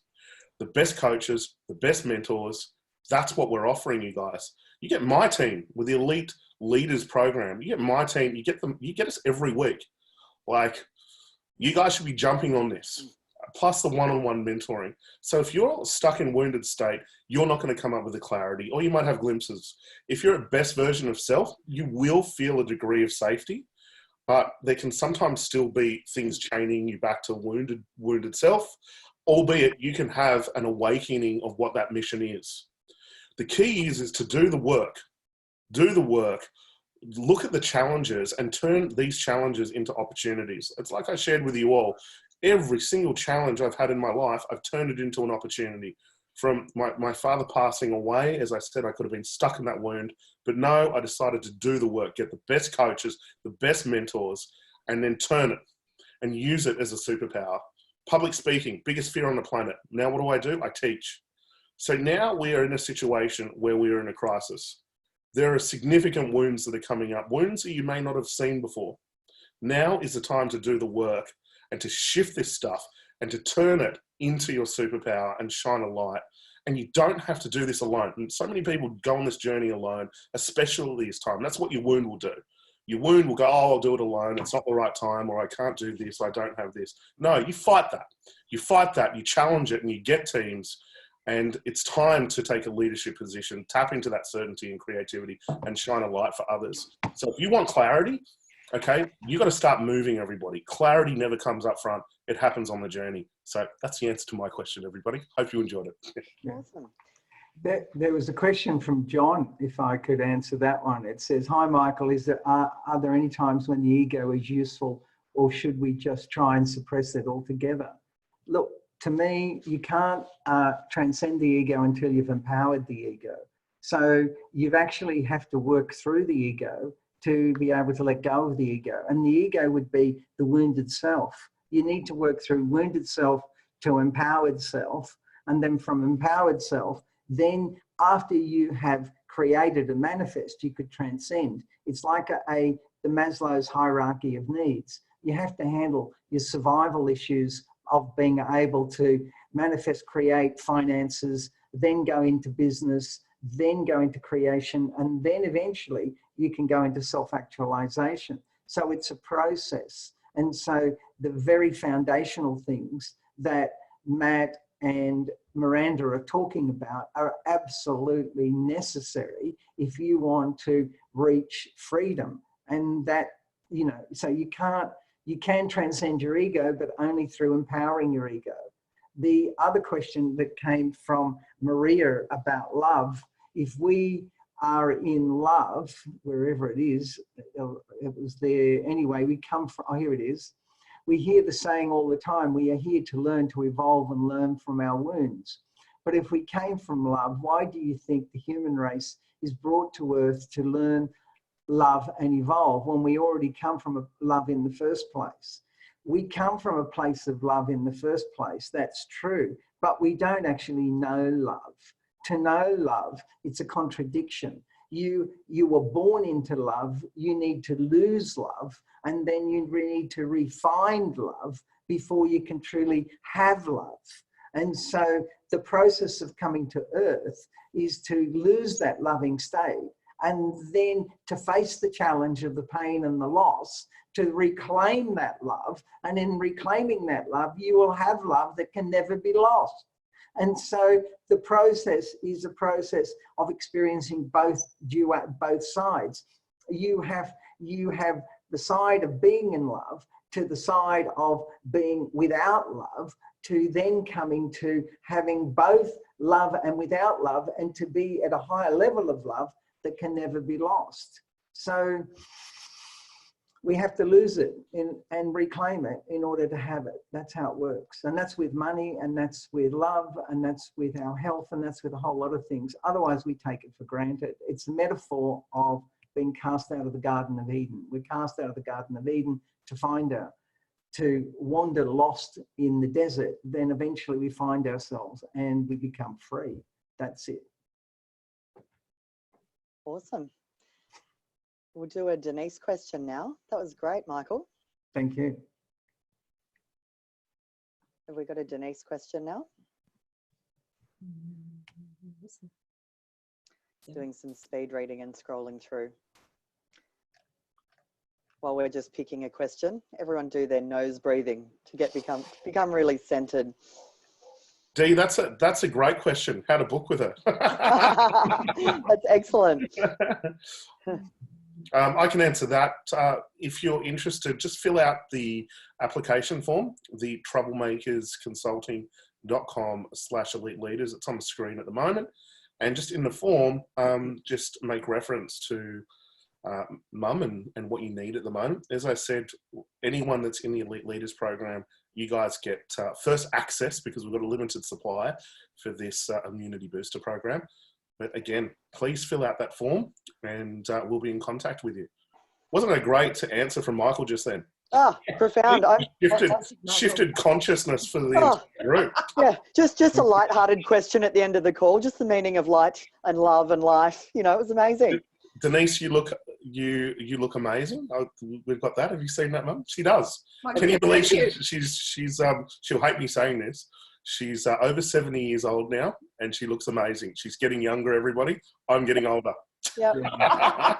And Hita has asked, how can someone make an appointment with Denise now? That's a question for Denise. Yeah, so just the link, the troublemakersconsulting.com, elite leaders, and just write it down there, everybody. Denise is amazing. So is there any questions? Any questions at all? Any other questions? Look at this, Mum. Stunning and inspiring. Love it. Absolutely love it. Okay, what have we got here? Greg, how do you implement these actions if you're in a situation like litigation where they require you to constantly go back and pitch your case? Greg, let's have a chat, mate. Yeah, let's have a chat. We can support you on that one. Okay, here we go. What's this one? Thoughts still come up, but I feel a lot more calmer under these conditions. You feel calm because you're with a group, with a tribe right now. And we're also doing mindset work. So this is a formula. You want to do mindset work. You want to be part of a tribe of mentors that are at a mission level. Here we go. Alkaline diet from Helen. There you go, Mum.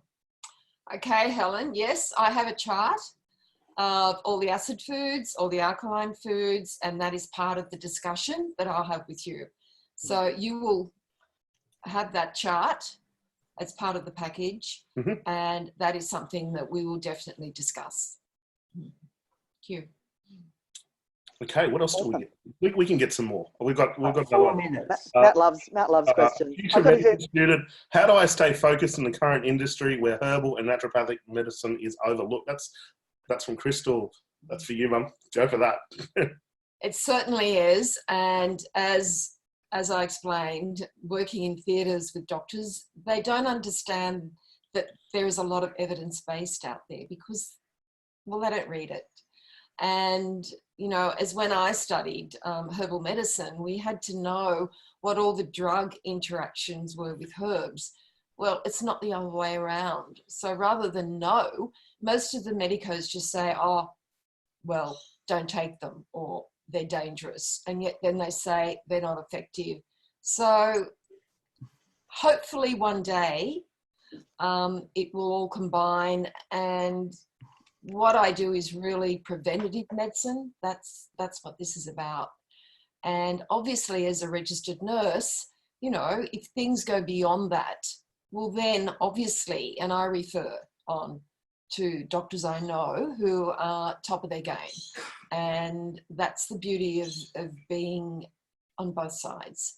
And I have doctors refer to me that know me, and that's all I can say. It is difficult, but I think it's coming.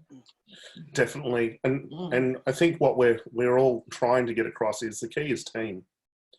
Team is the key. And that's what watching Mum, it really inspired me, because Mum's got both sides, because she's obviously a nurse. She's run cardiac wards, intensive care units, operating theatres, and worked with some of the leading doctors. And she's been doing this for 40 plus years. On top of that, also heavily involved with working with the best of the best leaders that really brought herbal medicine and disrupted this field early on. And what was amazing is to watch Mum really be able to navigate that. And initially, the doctors that she worked with were kind of, you know, very judgmental about what she was doing. And now to see them, they all work together as a team. And they realised that preventative is better. So they're referring patients to Mum. And a lot of the time, they don't have to be in that worst case scenario. And that's the challenge with a lot of people. They only act when there is a worst case. And we're building this program for you guys because you're leaders. We be proactive. You look at what's going on for you right now. I've got people going, oh, I'm procrastinating, or, you know, I've got this stuff coming up. Well, don't procrastinate. Fight it. That's a wound you fight. You turn your wound into your superpower. So if you've been obsessed with procrastination your entire life, well, we've got to help you become obsessed with action. And then you teach others. So you look at, like, some of you are sitting on the fence around joining this Elite Leaders program. Okay, if you're sitting on the fence, that's the thing you fight. That's the thing that's holding you back. And you don't have to do it alone. I think you were going to add something there, Mum. Sorry, I jumped in. I was just going to say that in Austria and Germany, part of the medical degree is herbal medicine. And a lot of the conferences that the different companies run for us, we do have medical doctors from Germany and Austria speak to us. It's very interesting.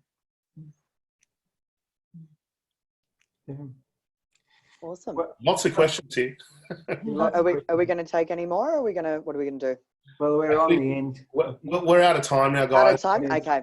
We're here to help. We're here to put your details in. As I said, we've got scholarships. We've got partial scholarships. We've set this up for everyone to be able to do it. Biggest thing is reach out, guys. Ask for help. We genuinely want to help you. We want you to be part of this incredible movement. And you can turn this crisis into the biggest opportunity on earth. And that's what, you know, in times of depression and recession, more millionaires are created. Everything's on wholesale at the moment. Let us guide you.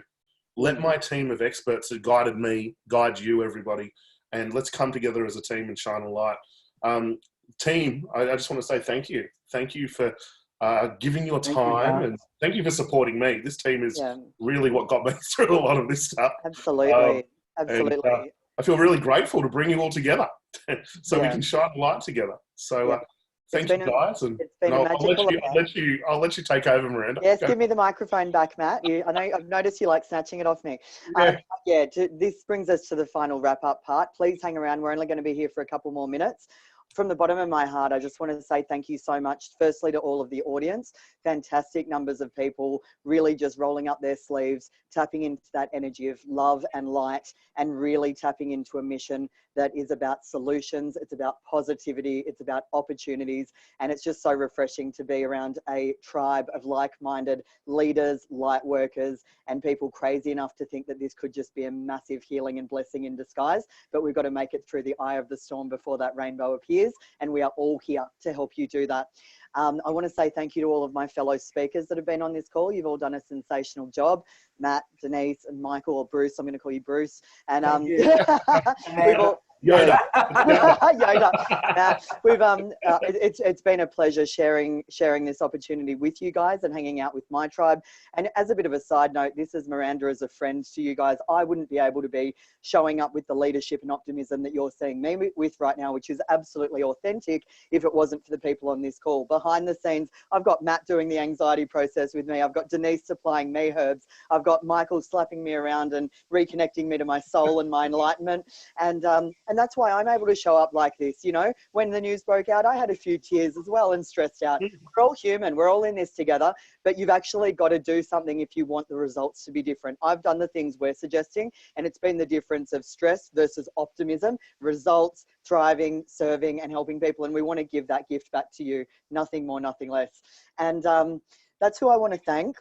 A couple of final thoughts before we leave is that this is a virus of the body, but it doesn't have to be a virus of the mind or of the soul. This could be a massive healing in disguise. and it's our choice. And it all comes down to our attitude, our language, our perspectives, our tribe, and what we are doing to be role models around health, around wealth, and around mindset.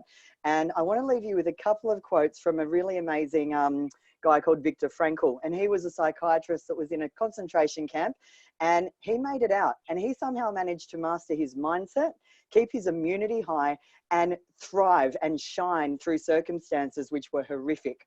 And a couple of his quotes are in particular important at the moment. And it says, when we are no longer able to change a situation, we are challenged to change ourselves. And another famous quote is, between stimulus and response is a tiny space where man gets to choose how he's going to react rather than just react. And we all have that available. I actually found a new quote that I've never heard before, and it reminded me of Michael's answer, which was all about us coming from love, letting go of love in order to reclaim love and really have love at a level that can never be taken away again. And listen to this quote: what is to give light must endure burning. What is to give light must endure burning. So buckle up. There is a bit of burning at the moment, but do not disconnect from the light that is a huge part of this as well. And let us help you shine your light, everyone. Thank you so much for tuning in. Please take a screenshot and book in. We'd love to have chats with everyone that was on this call. Love and light to all of you. Bye. We're also going to send you some snippets of this. Snippets. So yeah, we're going to we're going to put together some emails for you guys and share this this training with you in bite-sized pieces like popcorn. Like Cornetto. No boring bits. Awesome. Thanks, everyone. All right, guys. Lots of love, guys. Love and light, everybody. See Love you and later. light. Bye. See you guys.